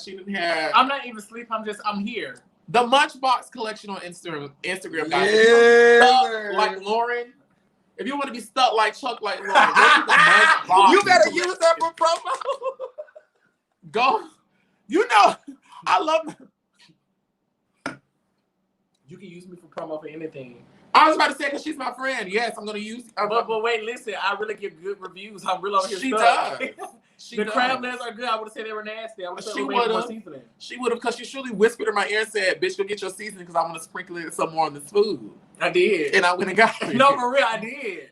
Now, Oliver, was like, this your cold seasoning? No. So Oliver, was this your cold food or your hot food? Because you had both on this. But the thing about it is, first of all, girl, y'all girls were eating lamb. You girls were eating nice aged cheese. You girls were not drinking box wines. Those box wines that you guys saw at my brunch when they came over were brought by my castmates. Now, I don't have anything about box wines, but when I've given the girls alcohol, it's always been, it may not have been the top shelf, but it was definitely in the middle. They ain't gonna get everything, but it's just like, there was never any food left at any time, at any scene I brought it to. There were plates taken. The girls were demolishing, swallowing, gobbling all of the victuals and all the items on the menu. So I was just as shocked as the mosquito in the trap when I saw in the confessionals the girls were reading my food. But I was like, well, you should have just left my shit alone. You should have thrown it back up. You should have just left it. But by the way that your teeth were sinking into the meat, and your tongue and your throat kept swallowing and gobbling, and the way your hands the way your hands led you to take carry-out plates, and you took my meal home and washed it in your secret place after you smoked your blunt, I'm confused. Why must you be this way, son? Why must everybody you knows on Chasing That Land that Oliver Twist knows how to cook? But wait, listen. Look at Lauryn. Somebody said the real live is starting now. They want to talk about the date. We didn't go on a date yet. We actually have one set up and planned. Yeah. We do. Look. It's set up and planned. He planned it. I don't know. I gotta ask him the time. You know, Rico was a little interesting to me for part two's reunion because I didn't know that we had an issue. So when Imani Van Zap that was news to you? That was new to me. I didn't know that was your first time ever hearing that? Ever. That's why life? In life. Like, nobody has ever came to me and said, Q, I got an issue with you. I had just seen Rico less than a month ago, like he said that night at the all-white party, but I feel like I was already talking too much. I just seen you at the all-white party. So if you had a problem with my review, like, I feel like you would have said something then. I don't have a problem with Rico. So I was just a little confused on the beef that we had at the reunion. I was like, I don't have a beef with Rico. Did y'all notice that one part at the reunion where I was like, we finna stop saying that? Y'all notice it wasn't shown in part 1 or part 2? I knew they wasn't gonna show it. No shade. I knew they wasn't gonna show it. Which part? I don't want to say because it wasn't showing. Y'all don't remember when Imani asked you a question and I said, we're not gonna do that. We're not gonna act like we don't know. And I broke that situation down. About what? Oh, the it wasn't shown. Oh yeah, I remember that now. Y'all know I can't talk in code, honey. No, I didn't. He tapped on and I'm like, well, bitch, what are you talking about? Oh, keep going, friend. Keep going. Yeah, let's just keep. Ain't nothing to keep going about. I just was a little confused about it. Like, it's nothing to keep going about. Like, I don't have no problem with Rico. I love Rico. I respect him. I still stand by what I said. It wasn't me trying to be cocky. I gave him what my boss gave me. It wasn't me trying to be shady or nasty. But I was confused on. I thought us having a problem at the reunion, so I was confused on when Imani Van Zap called on the two of us, Q and Rico, and I was like, me and Rico. Okay. And so. I have y'all help me through this. Y'all help me through this. How is it that that's okay if you guys, and both of you guys have said, I love this person, we're friends, we're all of it. Walk me through this, because this is a real problem that I have when it comes to chasing Atlanta. Like, I'm really asking for help because I don't know. I'm just gonna say my feelings and you tell me if I'm right or wrong or shape me. I feel like people choose to have problems with us three because they deem it more profitable to go against, and I'm just gonna be honest, these aren't my feelings, these are the feelings that I'm finally happy Wayne the Pain said that. Like, he was honest and said like what his real issue was, which was, I was a fan of you, I felt like you didn't receive me, so I lashed out on you. I respect that. Like, I respect that from him. It's the truth. Like, that's your truth. So let's get into that. So I feel like people come at us strong off the most petty things because to them it's more profitable to argue with us. But then it's like you'll sit there and say like, oh, y'all green screens hurt my feelings, or y'all said, I haven't talked bad about nobody in my green screens this entire season. Go watch every episode. I didn't say bad. I didn't say nothing bad about I don't think I definitely said. I didn't say nothing bad about Troy. Not one. You can't find one episode where I shaded him or said anything. I didn't talk bad about. Freaking Frank was on your head the whole reunion. Join the club. Run for president and vice president. It felt so good to be in a reunion where everybody went on your neck. I was like, try. But I mean, I can handle it. You know, I can handle it because y'all know I don't give a fuck. Like, you know, because to me, it's like, girl, after these cameras roll, I got other shit I got to go focus on. Like, so this moment. And I'm here present, actively participating, but this is not my life. Like, if this is a moment, it's going to be done. I got more moments to go walk into. But y'all can sit there and be like, oh, y'all confessionals hurt me. But, like, y'all tear us up in the confessionals. Like, demolish. Lauryn got corona. She ain't got no car. She homeless. Q get on Greyhounds. Oliver fat and stinky. Like, y'all demolish us. We don't ever call y'all to say anything. But it's like, I don't know. It's always like this, like, back and forth, like, now I want to be your friend, or now this is for the show, or y'all should like it be confusing me. So I want to stay right there for just a tad. Now, before I say this, I want to say Wayne and I have talked, but it was a piece of me that was confused. So now, even watching the reunion, I'm watching the comments. Oh, Q not humble. He need to humble. He need to do this. He need to do that. This is the first time that I've seen this man in over a year and a half. And y'all think I'm gonna come in because he on Kumbaya that I'm not gonna address the fact that there was lies spread on me? No. And like, we all cool And like, I'm again, we're all cool. We've all reconciled. Everybody got whatever. But it's like, understand that there were songs made, there were videos made, there were lives done, there were interviews done, there were multiple social media postings done and tagging and all this. And it's like, right.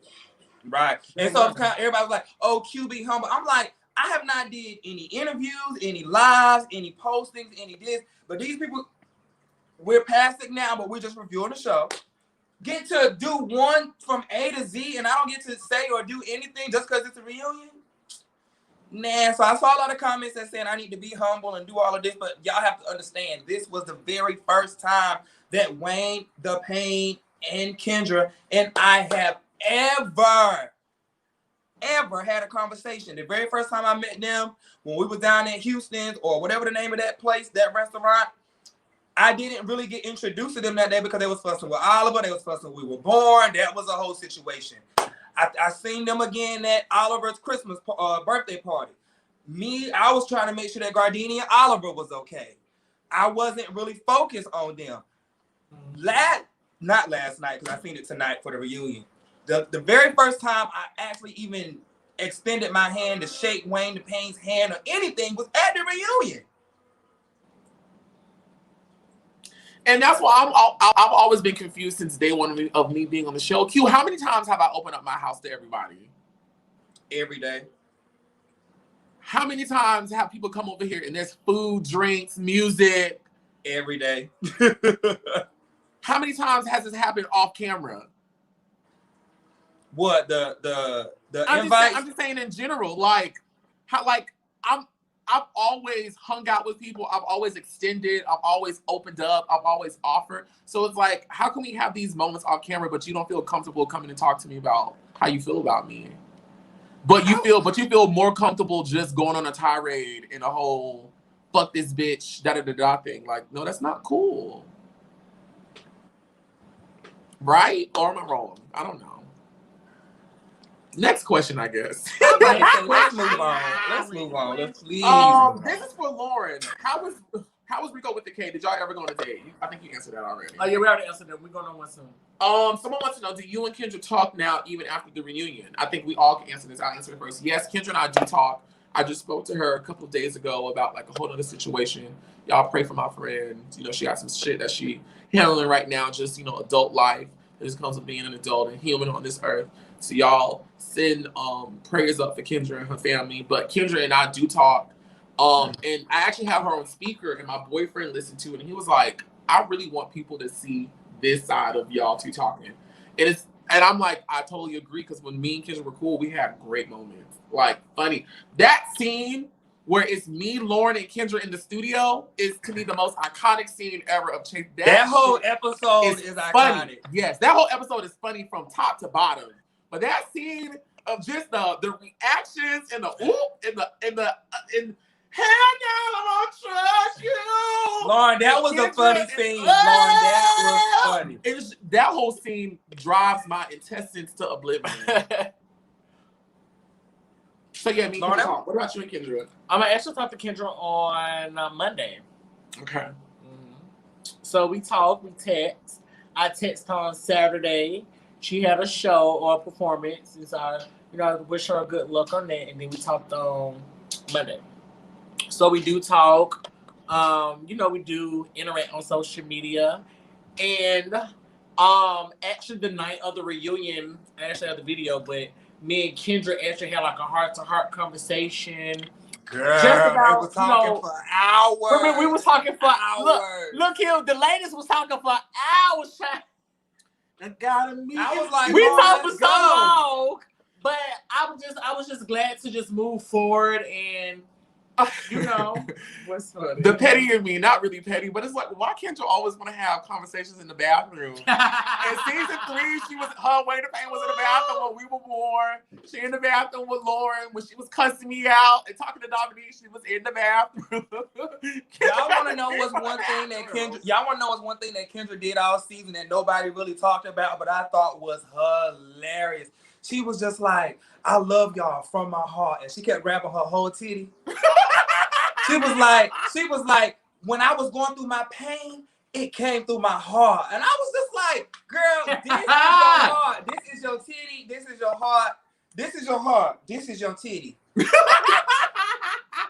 I'm so happy that Kendra no longer has beef with anybody, because if there is a season 5 and if she's brought back for season 5, I'm really excited for everybody to see the fun side of Kendra. Like when Kendra starts cackling and laughing and Ken, it is the most cutest, funniest thing to me. When she's like fun and having fun and being goofy. So if you guys were to pick a cast member to return to Chasing Atlanta from any season, who would it be? Lauryn. Me. No, I've been saying it. I want We Were Born to come back. Look You know, at I actually want We Were Born to come back. I want them to come back. But We Were Born? Yeah, because Berlin will not replace, but Berlin will replace Lauryn. J-Twan will be replacing you. But you know what? To be honest, no.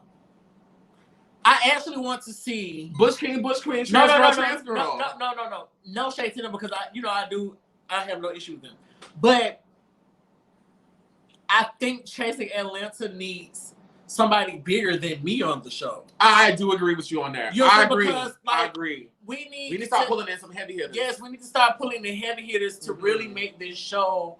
Like, I don't want it to go downhill just high because pussy drama. High pussy drama. I don't. I want #high pussy drama. Like, I don't want us to keep embarrassing ourselves, and we're already the #1 LGBT reality show on YouTube. So I really think we need like heavy hitters. We need people that really is going to bring great reality TV, but they have something to lose. Yes, we need people that got shit to lose, because that's going to automatically elevate the drama to a whole nother level. Yeah. I agree with that. I think, but to answer my question, I think anybody who I would like to see return, or who I would have loved to see return to the brand, this is gonna be a super crazy answer for everybody, but I would honestly have loved to see Devon return.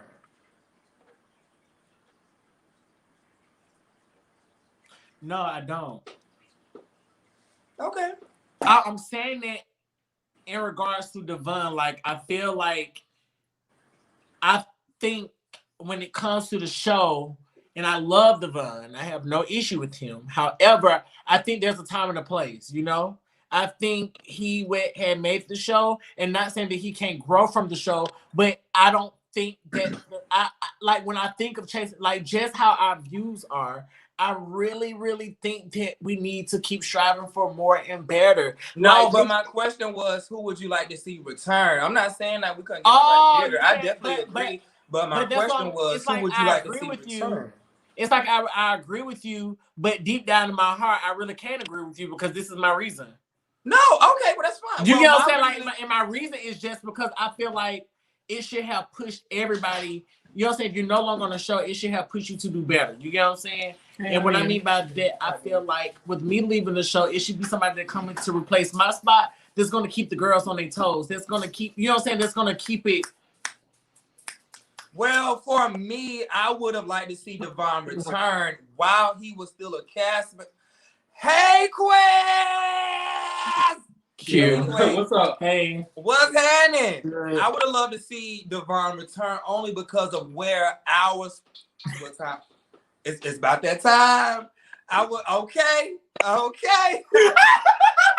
No, but seriously, I would have loved to see Devon return only because of where our storylines ended and where him and I left off, because I felt like he was such a, and I know that you were as well, but I felt like he was such a staple piece for season 1. So to see the growth in him would have been dope. So that's why my answer would have been Devon. Devon, or my second runner-up would have definitely been Gardini, because that's my brother. And I know that he's going to bring the food la la. So I would have loved to see Gardini on the show. Love to see him would have stayed on the show. I would have wanted to see Lyric back. I say Lyric because Lyric works and does that every day. That's Lyric's real life. To see him lose his mom, that would have been real life. Like, you get what I'm saying? Like, and so Lyric's out here. Yeah, you get what I'm saying? So I guess that's why I think different about Chasing Atlanta, because it's kind of like, I really, really wanted to see Lyric. You know, he could have talked about his depression. You know what I'm saying? These are real things that people do go through. Like, you don't have somebody that's just always trying to fight in every to make everything a battle. It's not about that. It's really, really not about that. Yes, we're gonna argue, but I do think that Q brings, if it's not us, I think Lyric was the next person that brought weight to the show because this is what he does outside of the show 24/7. This is what he sleep, eat, and breathe and do. And Lyric don't get up and dance. Lyric don't get up and eat. But Lyric didn't want to film though. He didn't Lyric want to did film the They show. didn't put his scenes on the show, boo. Huh?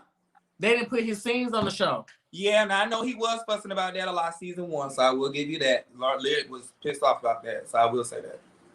So it's like, I really would want to see Lyric back, if anything. And not saying that no one else is doing it. We Were Born, they are doing something. But what I'm saying is, and maybe if they change the dynamic of the show, I don't know. But I think for something that's growing, not decreasing, but increasing, we shouldn't keep decreasing and bringing decreasing castmates. I think the people that they continue to bring should always bring something to elevate the show. And you know, to wrap this part up, I think why people may think Lyric is boring is because viewer from Lyric's standpoint, he is a serious creative out here who is respected for his artistic contributions to the community and out here. Like, that's what he does.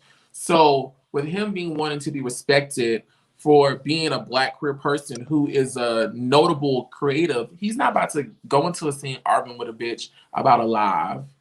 He not finna go into a scene arguing with a bitch who he know don't have nothing to lose and who would do anything to be on camera. He not finna do that.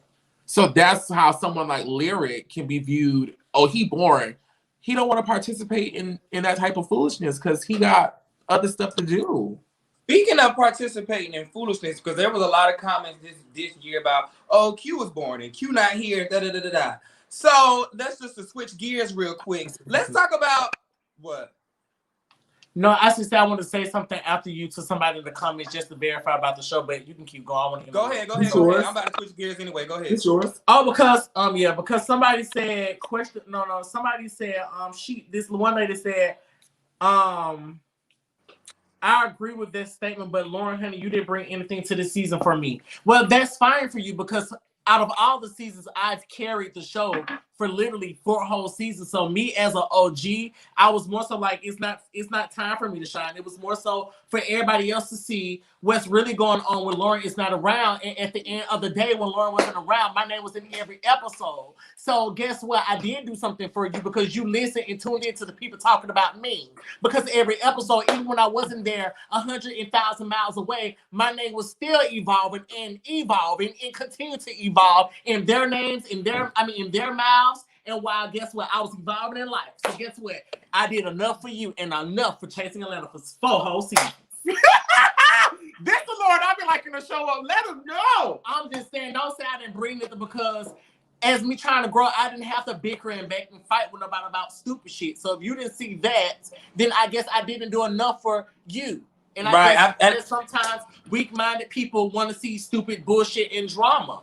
But you can't take away what I didn't do and bring to the show because you wouldn't be watching it if it went for Catfish. Thank you, and I said it, not you. Now, what I will say about Miss Lauryn, Miss Lauryn, you didn't do a lot of filming this season, but I mean, goddamn, you took the whole reunion. I mean, girl, like she said, it was just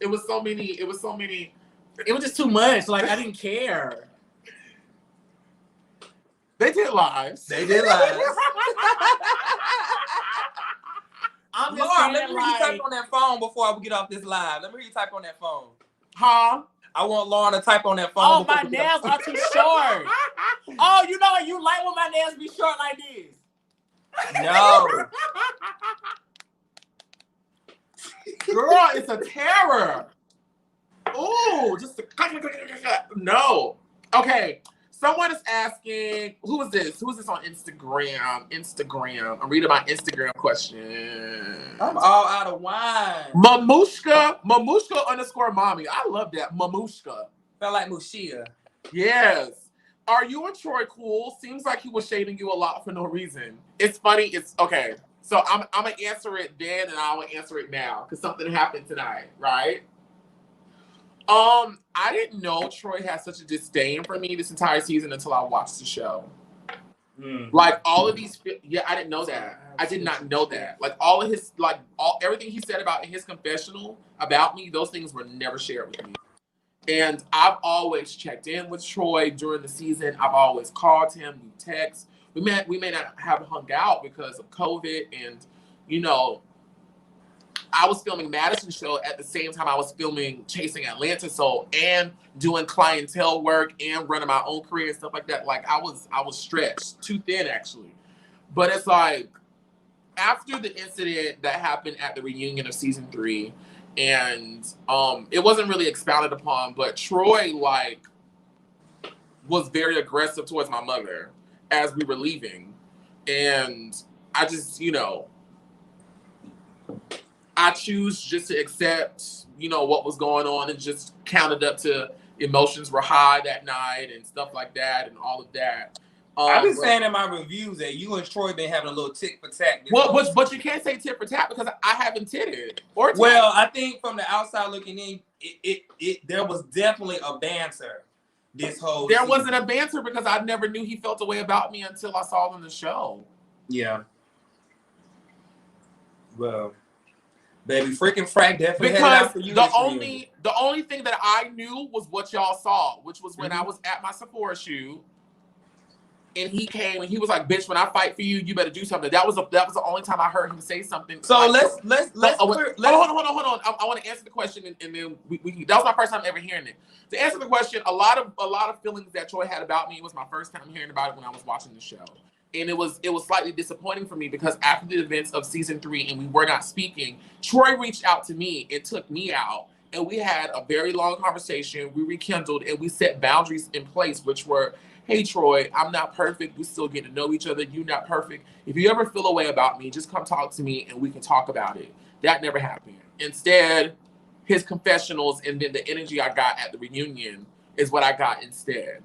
That's what I was just getting ready to bring up. The energy at the reunion. Yeah, so it was like, yes, I wasn't coming here to fight with nobody because, bitch, I fought all season. Like, I'm done. Like, all that stuff is done. I got other shit to focus on. I need to reserve my energy. But the second thing was, I don't even know why you're upset. So instead of just joining you in this emotional whatever you're in right now, let me just, kind of ignore it, for lack of better terms, because I don't know what's going on. Like, you've yet to tell me what's, like, you haven't came to talk to me. I don't know. However, I did get a voice memo from Troy tonight. I'm not going to play it because he sent it to me, not y'all. But it was a nice step in the right direction. And like I said on the reunion, when the people are ready to step in the right direction, I will be there with them. Where are you and Troy's relationship? We're good. Y'all what? We good. They did lie. But no, we're in a great space. I'm gonna start saying that. We're good. We adding that to the repertoire. This is why I love Lauryn. We adding that. She does so. What? We good. Girl, I just can't get away from the bullshit. She follow me around like a dog. Follow me around the place. Okay, you and Troy. Cookie, go to your bed. Cookie, baby. Listen. No, let her go. She going in the room. She doing the right thing. Oh, she going. Y'all throw y'all comments. Y'all throw y'all questions down in the comments. We're gonna be on here about 10 more minutes. 10? You and Troy. Troy. Oh no, but me and Troy Troy. Okay, so the correct grammar would be Troy and I are good, and that's really the only thing I got to say. No, we're good. Like, it's a boring stepping stone process, but we're good. Good. You and Troy, Q? I don't have an issue with nobody. I think I'm cool with everybody. Troy and I are great. I don't have an issue with nobody. We good. I ain't got no issue with nobody either. There's a question in a comment that I wonder. Well, it's not a comment, but somebody said, "What's the Power of 3 Cash App?" I'll give mine first, and y'all give y'all. We have been on here entertaining y'all for a while. Give it, and I'll pin it to the top. Mine is QH Enterprise. I appreciate y'all. I do have merch in my bio. Make sure you guys are follow me on all of my social media sites. But my Cash App, if y'all want to bless the kid, is at QH Enterprise. O and Lauryn. My Cash App is he is Oliver Twix. It's the verified one on Cash App. He is Oliver Twix. Well, mine ain't verified. So if you don't see a blue check next Enterprise, to it, mine ain't verified. Mine is A White Fit. A White, as in the color, and Fit. Fit that dick up in his pussy. Oh, Jesus. No, but A White Fit. A White Fit. I pinned it. Okay. So someone wants to know, I think this is a good question. Is the delay between filming and the show airing hard? Do fights often reignite when episodes air? That was another thing for me too this season when it came to on how passionate people were about drama. Because in my brain, I'm like, so much time has gone by. Why are we angry still? And so just to give context to it, Chasing Atlanta season 3 ended like in May. So all of that Kendra drama, all the other stuff stemmed from lives done like in March, February. Okay. We didn't start back officially filming for season 4 until November, the end of October, November. So May, June, July, August, September, October, November. 7 months had gone by. And 8 for Q because I did not film my book scene until December the 8th of 2019. The next group scene didn't happen until which month was this? I said November, December. December for Q. So 7 to 8 months before the whole cast sees each other again. That's why at Troy's thingy, I was like, why is this carrying going? Like, why is this energy still? Adding the fact I've spoken on the phone to Kendra before the season started. So we filmed the big Christmas scene in December of 2019. We didn't film another group scene until July. I'm about to say so after the summertime. So that's why. So wait. So put a small push pin in that. So a lot of people kept saying like, "Oh well, why weren't you filming? Why weren't you filming?" Did y'all just hear that big gap? During that gap was when we got shut down for the pandemic. It really was. And let's talk about the pandemic real quick. Did y'all hold on. Before you talk about the pandemic, let's answer the question. Let me let you finish before I move forward. We filmed that scene in July. We just wrapped technically what, November? So we filmed for a year. So for me, I'm always confused on why people are so passionate and still angry. It's like, I think after like that nigga who fucked you and took all your money, you forgave him the next day. So why are you still mad at me? I'm just using that as an example to say, like, girl, like, why are you still mad? Like, I don't. And when I say I'm talking, like, what's going on here? Like, what? Like, y'all didn't have a tax problem or a business or like a love life thing for like to take y'all. Like, why y'all still upset? I'm confused. And then it's like when new episodes air, I don't feel away because I know this is a TV show. These things were filmed months ago. But I know a lot of times my cast members feel away about confessionals. And I'm like, first of all, bitch, we're doing a job. Like, this is a job for us to talk about what we felt in the moment. Second of all, you and I both know the last final scene we just shot, you and I were good. So why are you getting upset about something that you already knew was going to come to air that we've already fixed? Can I just mention and say that the way that Lauryn is doing right now, this is how she is in filming. It could be a whole situation going on, and she'll be on that phone. Tell the people about when we filmed that scene at Cynthia's place. At Cynthia Bailey's place. So me and O sitting there, and we going back and forth. All we do is look up and hear all this clickety-clacking, tippity-tapping. This heifer over here, I swear, if you go back and watch the episode, you zoom in, you will see Lauryn on Instagram. Oh, but right now, I'm really not. Okay, so listen. Right now, I'm not on Instagram. Well, she's always busy. I'm on Instagram, but I promise you, I got like 5 people trying to pay me for something. So, bitch, I'm sorry. I can't, like, when they be active, you gotta get the money. I gotta get in because they'll be gone. Businesswoman. Q, how do you feel about like that when you feel like, or if, well, I mean, clearly it's happened to you when like your cast members get upset about things that have already happened and you guys have already moved forward. Like, does that make the experience hard? It does, because I'm like, I thought we moved past this. That's why, even tonight, what I said about Rico with a K. It's kind of like, well, why are we talking about this on camera? You know what I'm saying? I didn't know it was that big. So sometimes that does make the process a bit hard and a bit challenging because it's kind of like you get hit from left field. But at the end of the day, you just, to be honest with certain people, you just learn to chop it up, and it's a part of the process. Kind of like you don't, and it's no shade, but sometimes you just don't really expect nothing more from certain people. What about you, Lauryn?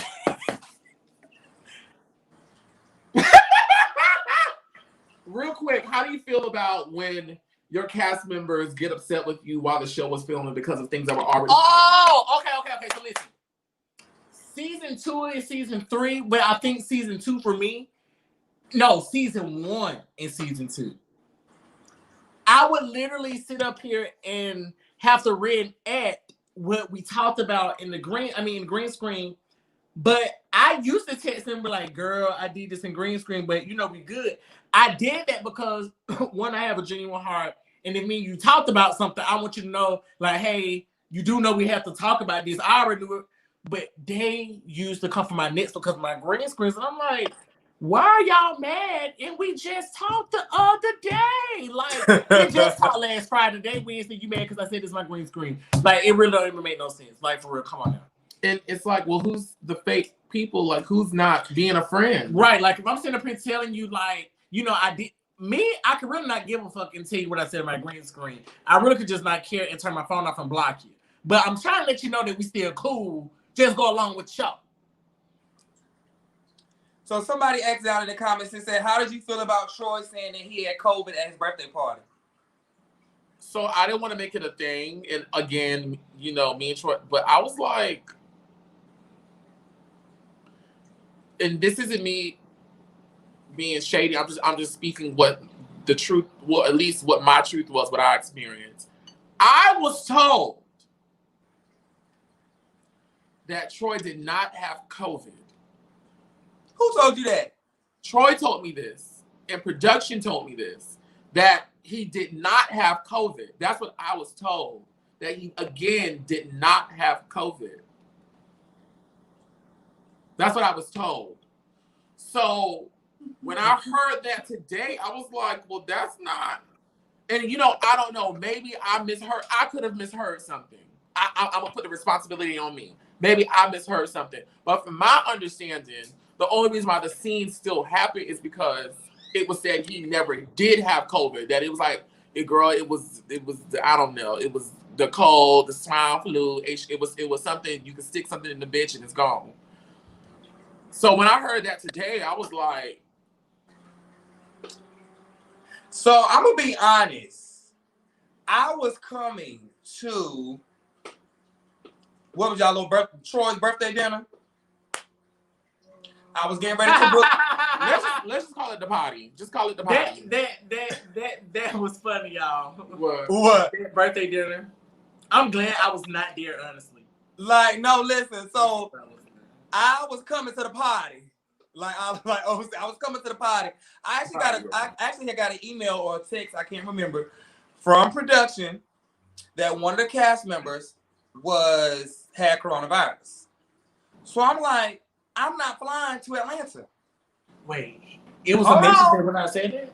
I don't remember. This was prior to that scene. So a lot of people also kept saying, oh, we didn't see Q during the season. I'm going to keep it a buck. I had got a text from production that one of the cast members had COVID. And I was like, I'm not coming to Atlanta to film for a reality show. I love chasing Atlanta. I love this platform. But I'm not going to put myself in a position to harm myself, my family, my loved ones for a show. And y'all down there putting y'all hands on each other and somebody had coronavirus.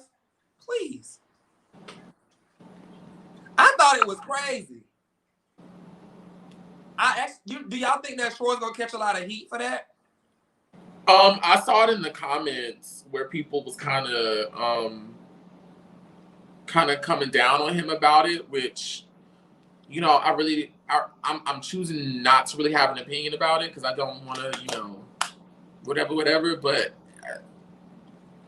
it just, that don't sound right. Child, well, Hey. What's up, Miss Lauryn? What you got on your mind? Look at her. What you sitting on?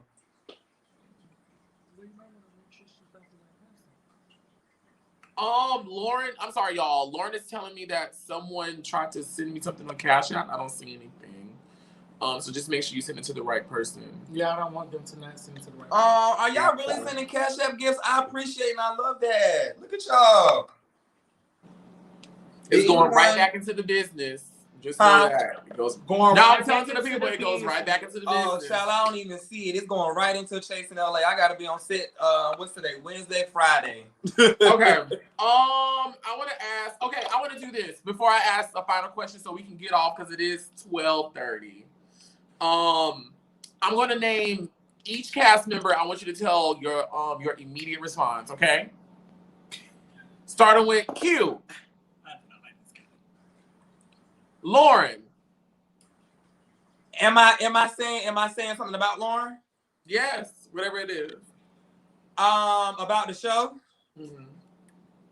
Whatever you want to say. Okay, Lauryn, I would just say grand, like superstar. Like she's the it girl. She it factor. That's Lauryn. Okay, Travis. Travis is funny. Travis is hilarious. Oliver.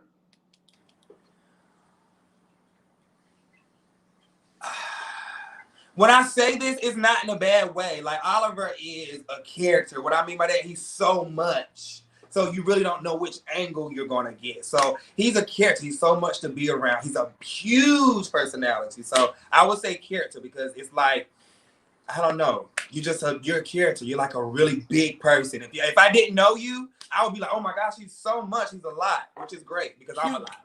Can I ask you this question? What's happening? What is the difference between Oliver on camera and Oliver off camera?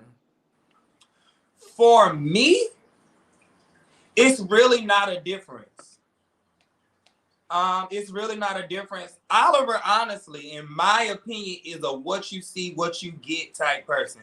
If you was to watch him on Chasing, he's just as loud and big. If you was to see him at the corner store, he's gonna be like, "Oh my gosh, what's up, sugar?" Like he's just as loud and big. The difference between on camera and off camera, I think a lot of people think that he's so into himself, which is the total opposite of who he is. Oliver, I call him O now. O probably has one of the biggest hearts on this cast. Oh, I've never heard you say that before. That almost made me tear up. I love you, brother. I love you too. The people want to know what's your sign, Oliver. I am an Aquarius. True. I'm an Aries. Miss Lauryn, what are you? I'm a Libra. Okay, so I said Lauryn, Oliver, Travis, Troy. Just one word? It can be whatever you want. Just answer the goddamn question. I want Troy to come back. I want to see more Troy. I want to see Troy just be on his 2 feet. Like, I want to see Troy just be Troy. I was super proud of Troy this season, but for him to come back next season, I really want him to, like, own it and be dope. This is his 3rd season. What y'all talking about? Dominique. I like Dominique. I think a lot of people, I think Dominique has a lot of growing to do. But just like my first season, I came in and made a ton of mistakes. I think Dominique just had a lot of mistakes this season. So I'm excited to see what he brings to next season. I definitely think that he's going to be invited back to next season. I personally don't have a problem with Dominique. Of course, he gave a lot on the show that we all could see. But I personally think that he's cool. What about Rico with the K? Rico with the K. I love Rico. I think that we do have some talking to do. I mean, when it just comes down to the show, but outside of that, I think he's cool. I think he's dope. Rico came from North Carolina. Before he even got a yes to be on this show, I was backing and supporting Rico. What I say, we got some talking to do. I just want to make sure that we're good and we're clear. I don't want no gray energy because I don't have any ill intent at all for Rico. I wish him all the best. It doesn't have to be on the show. Say what? It doesn't have to be on the show. High pussy drama. Coming from the 2-6, I just want him to just be, just kill it. And he has the opportunity to kill it. Just stay focused. I do want him to, I think, find his placement. Listen, I think I want him to find his placement because I think like him being the middleman is going to like water out really quickly. Because even at the reunion, I feel like he was inserting himself into like a lot of situations. So next season, I just wanted to kind of just, Cameron. I think Cameron is dope. I think he just needs to kind of be a friend of the show. Kendra. Just one word, funny. I would love to get to know her more. I'm super excited for what Kendra has going on. I think Kendra's actually going to surpass the show. I think she's going to do some great things outside of the show. Wayne the Pain. Wayne the Pain, he's another one where I feel like we're going to have to talk more. I would love to, for us to get to know each other better because we haven't had any communication. We haven't had a chance to get to know each other. I wish him all the best. I'm sorry things went the way that they did. I don't have anything negative to say about him. I'm glad that we finally had a conversation, but... Tell them about the night. Tell them about a story, and guess who came and got us?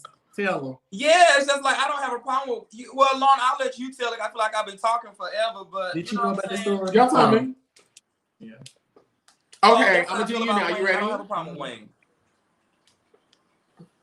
Girl, she getting her money, bro.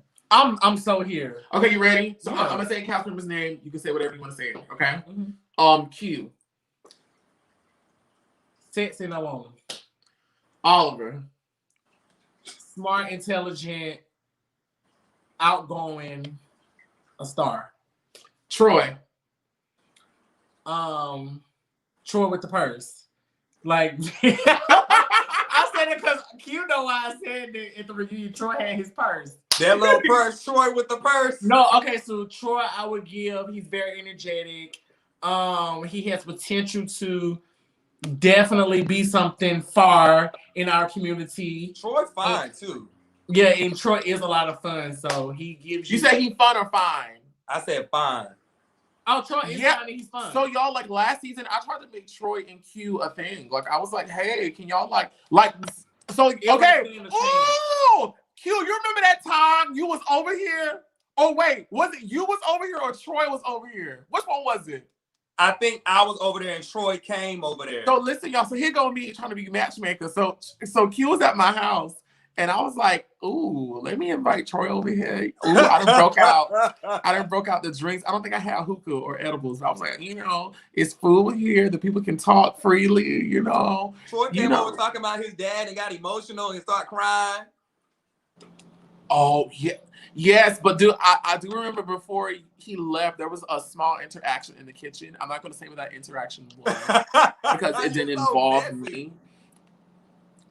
At least I'm being messy to your face and not behind your back. But there was an interaction. I won't say what that interaction was because it didn't involve me. I'll let the two people it involved, one day say what that interaction was if they choose to do so. They may not, but. They said Miss Lauryn, they said Miss Lauryn Q just dissed you for Troy. It's fine. I'll get Q whenever I want him. So it's really cool. Okay. That was Troy. What about Cameron? Fellow OGs. So Cameron is Cameron's fun. Cameron's very fun. Cameron her and Shamia. Despite all the shade Cameron was throwing towards me this season, I kind of understood it as the OG, so it was definitely fine with me. He was definitely doing his job, so we're cool. He's fun, and he's grown. What about Kendra? Very talented. She's becoming, to be very, very. She's grown. I can't say that. Mm-hmm. Kendra is definitely grown with her looks. It's going to make her better with her music, even though she's already great with her music. I think once Kendra, Kendra is really becoming. Yeah, I think she's going to have a great next season. Yeah, she's becoming Kendra, it's a stepping stone, She was already Kendra, but I think this season, it pushed her to have that much more confidence. that, you know, I definitely can see the confidence in her. She's taking it more serious. She, you know what I'm saying? She's trying to grow. She's not just staying there. And Wayne the Pain.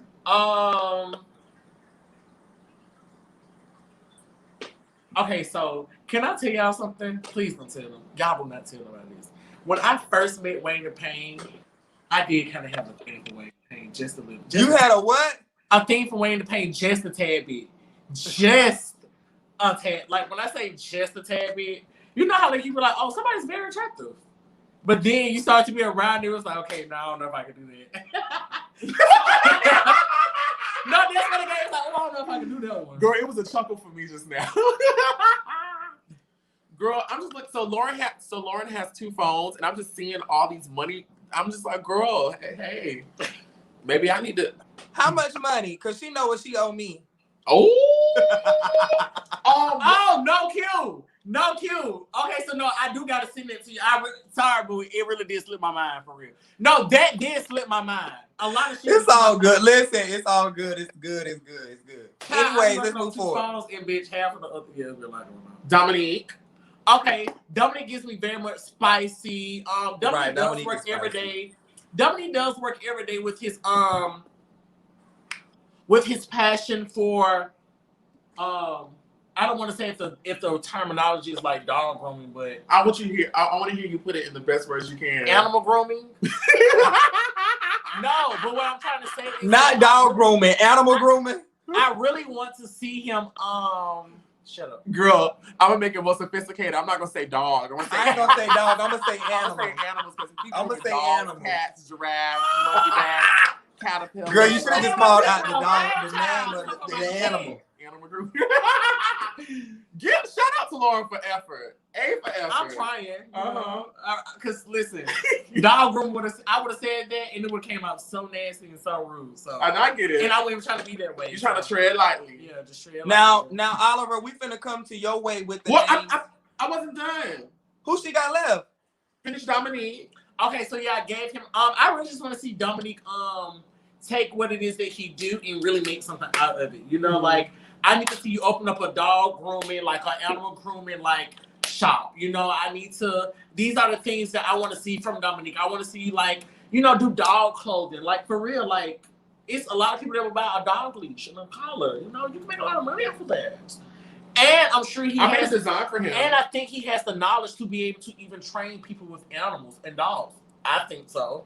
So I think, because I mean, he has to learn how to work with people's pets every day. So I definitely think that's something that, you know, I just want to see him use all of his gifts and talents to the best of his ability. What about Travis? Travis gives me, okay, so I didn't really see a lot from Travis this season. So I really don't know what it is that Travis really, really does. But for this season, what am I asking again about Travis? Whatever you want to say. Travis is sweet, cool. Travis definitely, like, before the show, you know, he would hit me up on Instagram. And, you know, I will always respond back. So I did know Travis a little bit prior to the show. But Travis, he's a sweet person. And I just want to see more of Travis. Like, I want to see what he's doing. Who? I didn't leave nobody else out the door. Rico with a K. Oh, y'all just have to stay tuned for that because we're going on a date, so I don't really have much really to say. I just don't really have much to say about Rico. I mean, we talk here and there on phones. All right, Oliver Twist, let's run it down. Let's start. So was that shade, baby? You was trying to rush me because I was talking about Rico? Girl, I don't give a fuck about you and Rico. Anyways. Because, you know, you can have me anytime, ain't this right? I know that. That's why I don't give a fuck about you and Rico. Ooh. Miss Oliver Twist.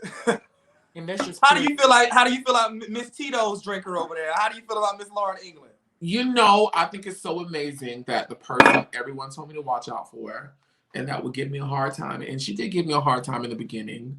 But this is no shade to anybody, but out of all the relationships I've had on Chasing Atlanta, this is the one I feel the most confident in, like secure in. And that's not to say I don't feel whatever about the other ones, but you know, I felt like anytime Lauryn felt a way about me, she came to me the way I think friends should approach each other. Like she didn't make me enemy number one. She didn't like, stop talking to me or going like on a tirade. Like she came to me respectfully as a friend, and we were able to have a dialogue where she explained how she felt. I was like, oh, okay, well, da da da da da da da. But I get it, I understand. We did though. No, we really did though. We did, and I appreciate that. Like, and that showed me like, girl, this despite these cameras, despite this show, despite all that, like, bitch, I'm your friend, and I'm gonna come to you as a friend, and that's something that's very important to me because I don't do that to people. Like I don't blast people business, which I could have. I don't do lives or it's like just to be at somebody. I care about people. So that meant a lot to me. And I respect her.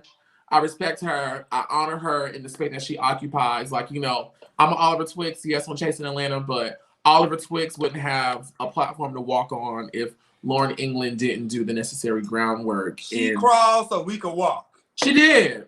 All right, let's move on. Let's go to Travis. How do you feel about Travis? Hold on. I want to add something else. And I think Lauryn and the people who did Chasing Atlanta season 1 should be revered in this community because them collectively did something that has launched 1,000 ships. It's launched 1,000 ships. We see so many iterations of Chasing Atlanta across the webosphere. And it came from those, what was it, 5 of y'all? Was it 5 or 6? 5 or 6 of y'all? 5 or 6 of y'all doing what y'all did that season that launched it into, people like Q, people like me, people like Kendra. So, yes, I'm going to miss her. Travis. Oh, Travis. I like Travis. I like Travis. Travis did have some interesting moments this season where I felt like he could have done a better job. You hear me on the reunion begging him to tell who it was you were talking about the with shrimp. The whole shrimp situation. Yeah, because it was like, well, it's me and Dominique are the only 2 people that everyone knew had a boyfriend. So it's like, you wasn't talking about me because you and I wasn't doing it. It was just like, this is the moment where everyone's owning up to whatever. We're putting it all on the table because we want to move forward. And I just think him withholding that shrimp dick comment and the motivations behind it was kind of hindering that. And I respect Travis, and I think Travis is an upstanding person. So I just wanted him to be a little bit more forthcoming with that. But I like Travis. I would love to see what Travis does on season 5. Because I too feel like I really didn't see I'm not. Girl, I too also felt like she don't know the YouTube rules. Girl, no. I already knew. It was hanging. No, I was about to pull it this way. You didn't give me a chance to do what I already knew. See, you thought I was too dumb, and I was very smart. I already knew what to do, baby. Oh, get me together. I'm telling you, I already knew what to do. I got you. I'm so sorry. when you pulled my hand away, I was already like, I'm sorry. I was just trying to grasp and get it. Girl, please don't throw no cup of water in his face like you did Gardini last season. Please don't throw no water in his face. I'm just saying, my friend already had. Listen, one thing for my friend. Look, Oliver, just say you sorry, so she don't throw no water in your face. My friend, my good sis had already told me what to do and what I could do, and so what I was trying to do was do what we had already had talked about. I was just trying to get the job started, but do it in a nice, significant, soft, sneaky way. All right, Travis. I was love to see more Travis. All right, Oliver. So next, let's go to Rico with a K. Rico with a K, he's very talented. I'm very excited for him now that he has this platform to push him into what he actually wants to do. Rico was so excited to do Chasing Atlanta. Like, he was like, Q, this gonna change my life. Like, please help me get on it. Like, Rico with a K really wanted to be on it. Yeah. And like at one point I was like, Rico, you're not a fan of the show no more. You're on the show. Like, you don't have to address me as Mr. Like, don't do that. Like, you're on the show. Mr. Oliver Twist. I got a shoot today with Mr. Oliver Twist. Yes, I'm like, I mean, thank you, but you don't gotta do all that. But Rico has, and that's why I said what I said on the show. Rico has always just given me that respect. And not like I need it, or I'm some high and mighty, something like that. But he's always shown me love. So that's why my comment to him tonight at the reunion was like, it was a little off for me because I'm like, that's not the Rico that I've gotten the entire time I knew you. And the one time where I think that like somebody gonna say something great was like a little shade. And I did take it a little personally. But at the same time, I have to just piggyback what you said about Rico. I was like, oh, I feel the same way. Yeah, I'm excited to see, what he does with this newfound platform and, the new fans that he has because he's very talented. And, all right, so next, Dominique. Oh, Dominique. I first want to say I did feel very bad for him. I don't think I've ever seen on anything reality TV or like televised television or webosphere television where the viewers strongly dislike somebody. I don't think I've never seen it like that, and I felt very bad. Like I was like, damn, like nobody don't deserve all this energy. Like, granted, he did things that made people feel that way about him, and I do think he could have done things differently, and I do think at some moments during filming, he was doing things for the show or because he thought it would be good for the show. And then he would like snap back and like be human. And then it would go back to doing things for the show. So, but I just felt bad. I was like, dang, like this is bad. Like the only thing I can liken to it was when Kelly Price was on R&B Divas. Like that's the only thing else. Jeffrey Rowe! Yeah, like how people tore her up. But I was like, I don't think it was this bad. I felt bad. I sent him a text, just like sending you positive energy because it could be a lot. Oh, you like, sent him a text? I did. I texted him. I just said sending you positive energy because I just was like, damn, this is a lot. Like, this is a lot for anybody. But that's how it was my first season though. But maybe he had abandoned. You think he had arrested me? Yes. I don't think I've ever seen anybody receive that much energy. We Were Born had a really rough season last They season. did, but people kind of fought with We Were Born a little bit because at least they were showing their music and they was doing videos and they had style. And not saying Dominique doesn't or didn't, but it was like, you know, We Were Born was in the bullshit, but they also showed stuff that people could buy into. All right, let's move forward. Just to wrap up Dominique, I was also kind of disappointed too because I was like, Dominique, you and I have had like great moments outside. Lauren, what are you doing? The people in the comments. No, leave it alone. Shh. Leave it alone, Q. Shout out to Doranda's Pace. May she rest in peace. Leave it alone. Leave it alone. Leave it alone. Leave it alone. I can help it, man. Leave it alone. Leave it alone. No, friend, you fine. You fine. No, just making sure. You just stay in your space. I got you, baby. But like I had very nice moments with Dominique outside of filming. It was kind of sad that people didn't get to see it, or when you did see an inkling of it, it was overshadowed by the perception people had of Dominique and their experiences of him on the show. I would love to see him come back for season 5 and do a better job. Because I do think he has more to offer. I really do think he has more to offer. Yeah, I want Dominique to come back too. I want that, and I've been saying that all of my reviews. I feel like he had a few minor mistakes. I definitely think he's spicy, entertaining. I think he's definitely going to reality TV. He lives for that. So I definitely would love to see him come back for another season. I mean, look at the group. Look at Miss Lauryn. No shade, but like Lauryn was kind of a wildcat season 1 too, and look how much growth like you shown tonight at the reunion. I was even surprised at some of your answers. I was like, come on through, Miss Lauryn. Yeah, and so I think Dominique should have that same opportunity. I think so. Let's move. You done? Yes. Let's see who's next. Who am I missing? Troy. I think I talked about Troy already, right? I did. I talked about. Okay. He talked about. Left?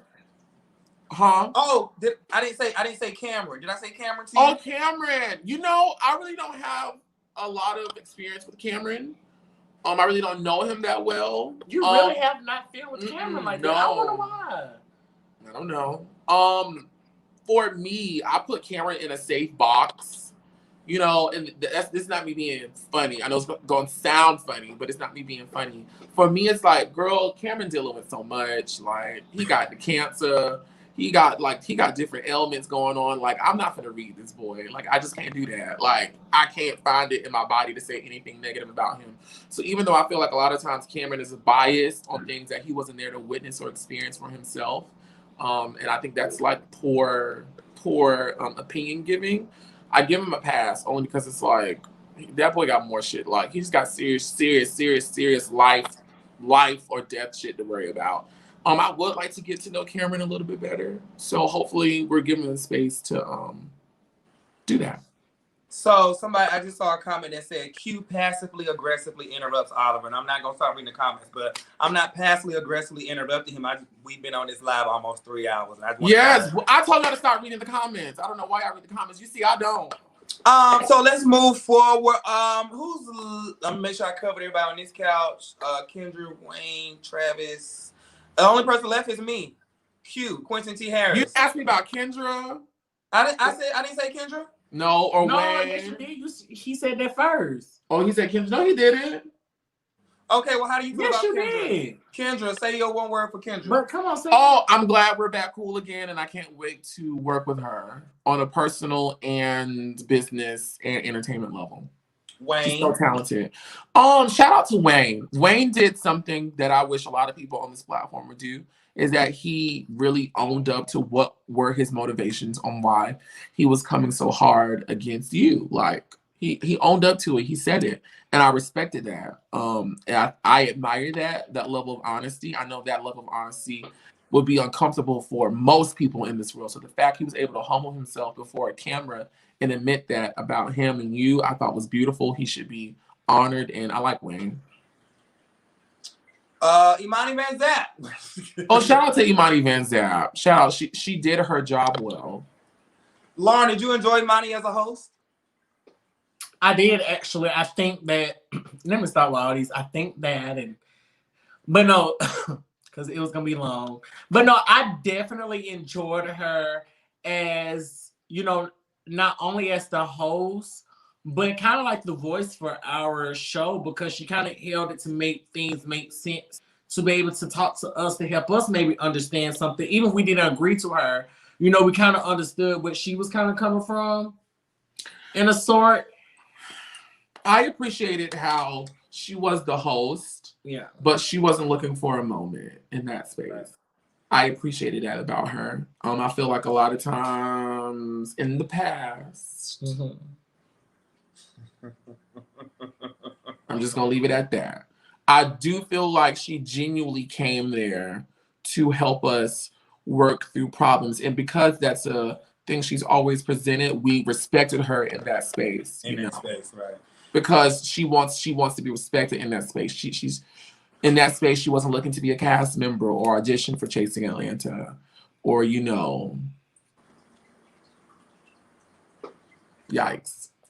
Stronger and better. Okay, I like Imani Van Zap as a host. I think she was dope because, one, she brings that sassy auntie feel that kind of keeps everybody in check. Like, am I gonna have to read auntie, but she still keeps it in line, but you still respect her enough that you don't get out of line. So that's one reason I feel like our reunion was so calm and level-headed, because, one, we had somebody, like you said, who wasn't looking for a moment, and she was actually knowledgeable about the show, and she knew what was going on. So she knew when to, like, kind of push it and then when to kind of let up. So I think she knew each character individually. She was kind of like almost an Andy Cohen, almost. No.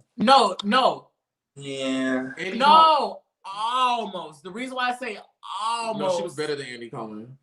But what I'm saying is, and I don't got no beef against Andy. But what I'm saying is, but what I'm saying is, even with Andy, it's kind of like he'll say things like, for instance, when she asked Dominique, was he trying to be messy or was he just coming on the show just to have a storyline? Right. That's something that Andy Cohen would say to kind of like get your response. You know what I'm saying? So, not necessarily Andy like to resolve the issues, but he also don't sugarcoat, and she don't sugarcoat either as a host. Right. So it's kind of like you also like Real Housewives of Atlanta there, or any of the housewives, they respect Andy. Like, they ain't gonna get too much out of line with him, especially in front of camera. Mm-hmm. So that's why I said she kind of like, she's not like a Love and Hip Hop host. Like when Jocelyn got into it with Nina. There's a big difference. To wrap it on up. You didn't say my name. Oh, child, we already know. Oh, how I feel about Q? Yes. You the one asking me, interviewer. I know. I said, what about me? I love him so much, and I'm so happy that we're back in each other's lives. And I look forward to growing with him. Go dumb. Here you go. No, I'm not. I just look forward to growing with him, because I know our friendship exists outside of Chasing Atlanta, and I look forward to I hate to say I look forward to growing up with y'all. Like, Yeah. I can't wait to see us, hell, a year from now, but like 5 Yeah. years from now, 10 years from now, 20 years from now, 25 years from now. Like, I can't wait to see what 2021 has to offer for all of us. Like, everything that we talk about in our group chat and stuff, I can't wait to actually see them happen. Even the things that people don't know, I can't wait for them to actually see what we've been working on behind the scenes, separately in our lives and together, just as friends. And so people can see that, you know, our friendship is genuine, is real, and each day we're being better friends. You know, we may not talk every day, but I think we give each other space to grow, work, but at the end of the day, we know we the power of three. It's nobody else that can kind of like come in and be like, oh, you know what I'm saying? We will always be a thing because we have respect for each other, and it's a brother and a sisterhood. So, what's the biggest lesson you learned this season? To just focus on me. Seriously, stay out of shit. Q, what's the biggest lesson you learned this season? Oh, wait. Sorry to block you off, but to also be more vulnerable, be more open, and sometimes it's okay to apologize and accept people's apologies. So. Nice. What's your biggest thing you learned this season? I've learned several things this season. I think the biggest thing that I've learned is I've just fallen in love with Q again. So I think that's my biggest lesson this season is like, yeah, all of this stuff is great, but I'm just tuned back with myself, and I'm finding again my passions. I'm finding that grit for the things that I once had. I feel like I kind of lost it for a little bit. So I think in this particular season, I found me again moving to Cali. So I think that's my biggest lesson, my biggest whatever I take away from the season. I found me, and I'm ready to live life. Like, that's it for me. The biggest thing I learned from this season is being careful on what I involve myself with and align myself with. Yeah, like if you already know how something is going to be or how someone's going to react or how they are or what their personality is or what their character is, if it bites you in the ass, it's not their fault. It's your fault because you already knew. And in me trying to make sure I'm not letting my character and work be tainted, I have to be and have been and will continue to be very selective on the things that I do, the certain things I go around, the certain things that I just know aren't in alignment with who I am, what I want to do, and what I want to be associated with. Can I ask a question? Mm-hmm. Do any three of us, do y'all want to clear up any misconceptions about you this season? I do. What's the misconception about you? Thank you for saying that. I want to clear up something. I wouldn't necessarily say just because of this season, but just the overall seasons that I think a lot of times people kind of get it that I'm this standoffish person, I'm mean, and you know, I think I'm better than others. But that's not true. I think it just took me a long time to kind of like open up and be myself because like we kind of stated, I treat this as a job. So I know that at any given moment, somebody, if I can pour my heart out to you off camera. But because I don't know you and your character and the person that you are, something that you didn't know that I didn't mean could piss you off.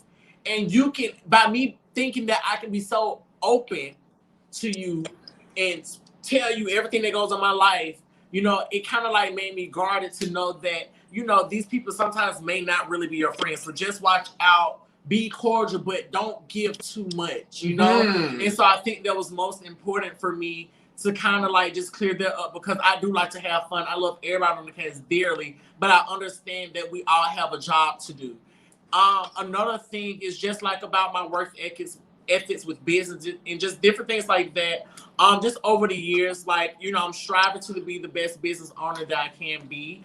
I started at a very early age. I never really worked a job. I've only had one job that I worked for somebody else. So a lot of things about business that somebody else that actually worked for somebody, they would know going into a business because they was there presently. So I'm still learning as a business owner and just trying to be an overall better person. So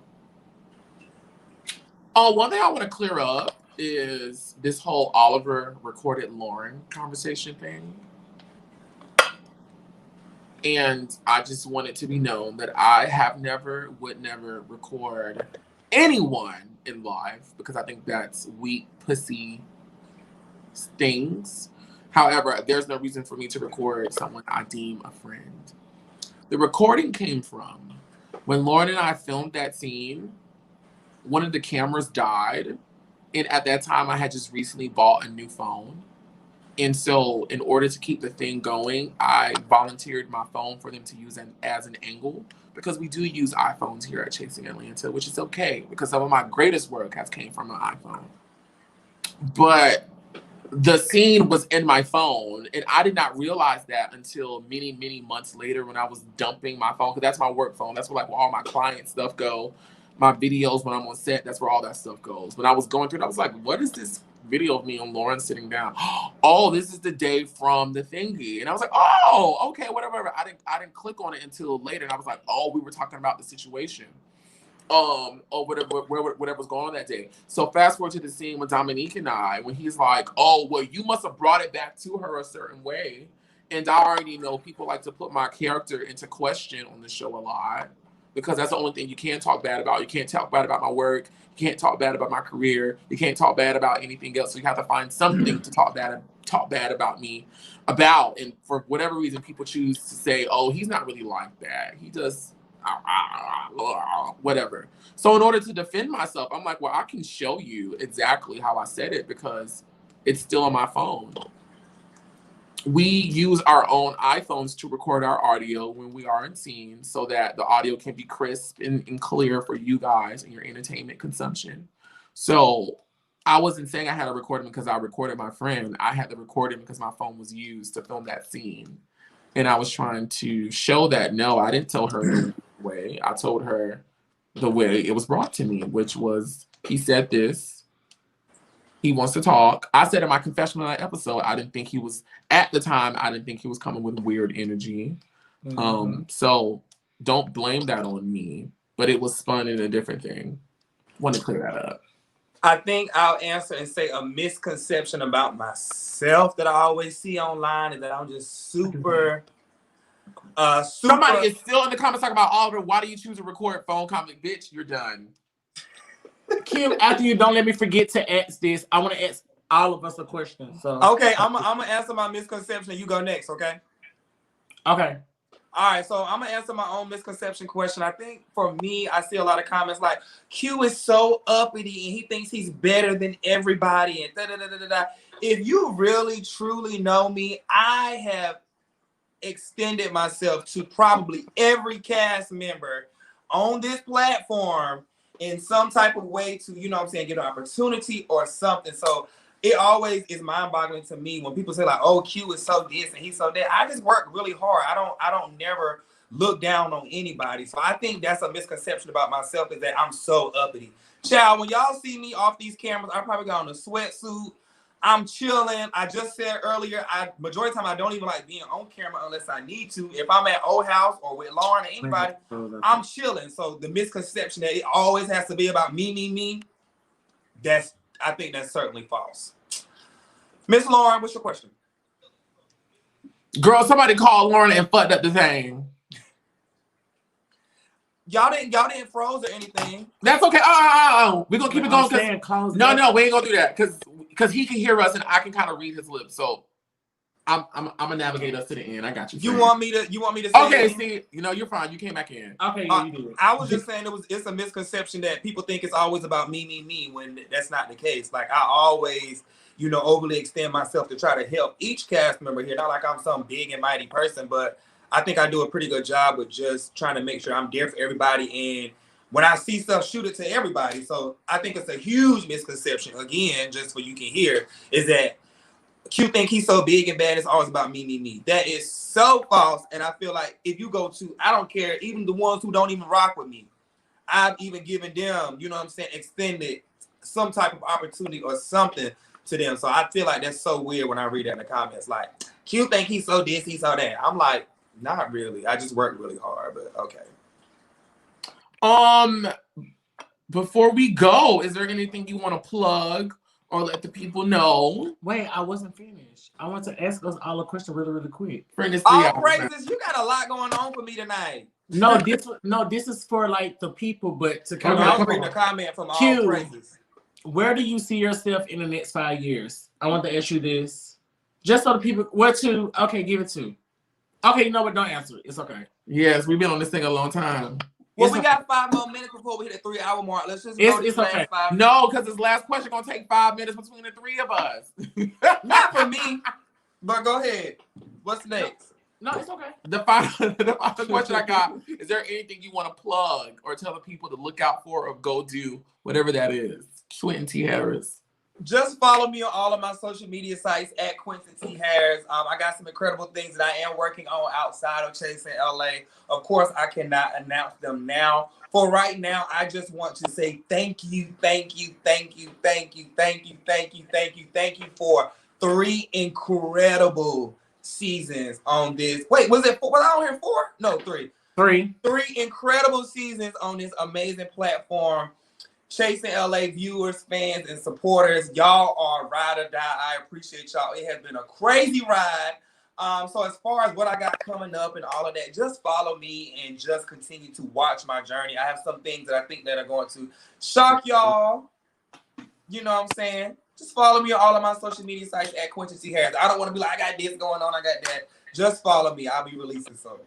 I will say, Chasing LA is coming. That's going to be lit. I said it was gonna take 5 minutes. I know what you're talking about. Yeah, go ahead, Lauryn. Well, you guys, so my music video. Well, one, I would like to say thank you guys for allowing me to share my story, watching me on my journey as I have done Chasing Atlanta since season 1. For you guys that may not have supported me or liked the best, versions of me on this show, still thank you for watching. I'm so excited that my new music video to my single Anticipation that I did perform on tonight will be coming out on February the 5th. I have my new Money robes that's about to be launching. So I got to, they look so good, y'all. They sickening too. I can't wait to get me in one. And I gotta see yours. I'm doing all my promos sending out this week. Damn, I forgot. But that's coming out February the 5th. As well as my Anticipation and Funny candles. That's about to come out on February the 5th as well, and for Valentine's Day. And just follow me on my Instagram at I am Lauryn England. That's with a Y, not an E. And you can follow me on Twitter. Please subscribe to my YouTube channel because I am going to start doing more videos on there. Send me the link. I'll put it in the bio. Okay. And description. I'm sorry.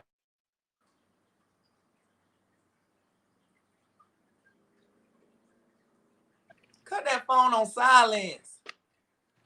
Make sure y'all stream Funny. Funny is on all platforms. So make sure that y'all stream Funny for Me featuring DJ Chose. And just thank you guys for just following my journey. And I'm going to miss y'all so much. And y'all just have to stay tuned to what's to come for Lauryn England. Oh. I first want to thank Dario and Kevon, who's no longer on the Chasing Atlanta Chasing Reality team. I want to thank those two for allowing me the opportunity to be on your platform and be here for 2 seasons. It means a lot. Thank you guys for your hard work in producing this show, because it wouldn't be Oliver, Lauryn, Q, Devon, Sky, Lyric, Cameron, no one. We were born Kendra, no one, if those Black career creatives didn't produce this show and put their heart and energy into documenting our lives. So shout out to them, and I will always sing their praises. You guys can follow me at He Is Oliver Twixt on everything. You can subscribe to my YouTube channel. I'm going to be dropping the reviews that I've done with Lauryn and Q that I have yet to put out, but I'm going to put them out over the next couple of days. I've just been very busy with work. I'm putting out the behind the scenes of us getting ready for the reunion and a whole lot of other clips. Gosh. Yes, a whole lot of other clips that I have of me and my Chasing Atlanta friends from since 2019, since I started filming that, you guys just didn't see. I'm going to start putting out. The Zap mixtape drops this Thursday night, Friday, whatever, at midnight, everywhere on Spotify, iTunes, Apple Music, Tidal, Please support that, stream it, buy it, share it. But I did it for y'all. The music video to Zap dropped. Some other music videos are going to drop that day. It's a big music day for Oliver Twist. To you guys, it's just gifts for supporting me in my music.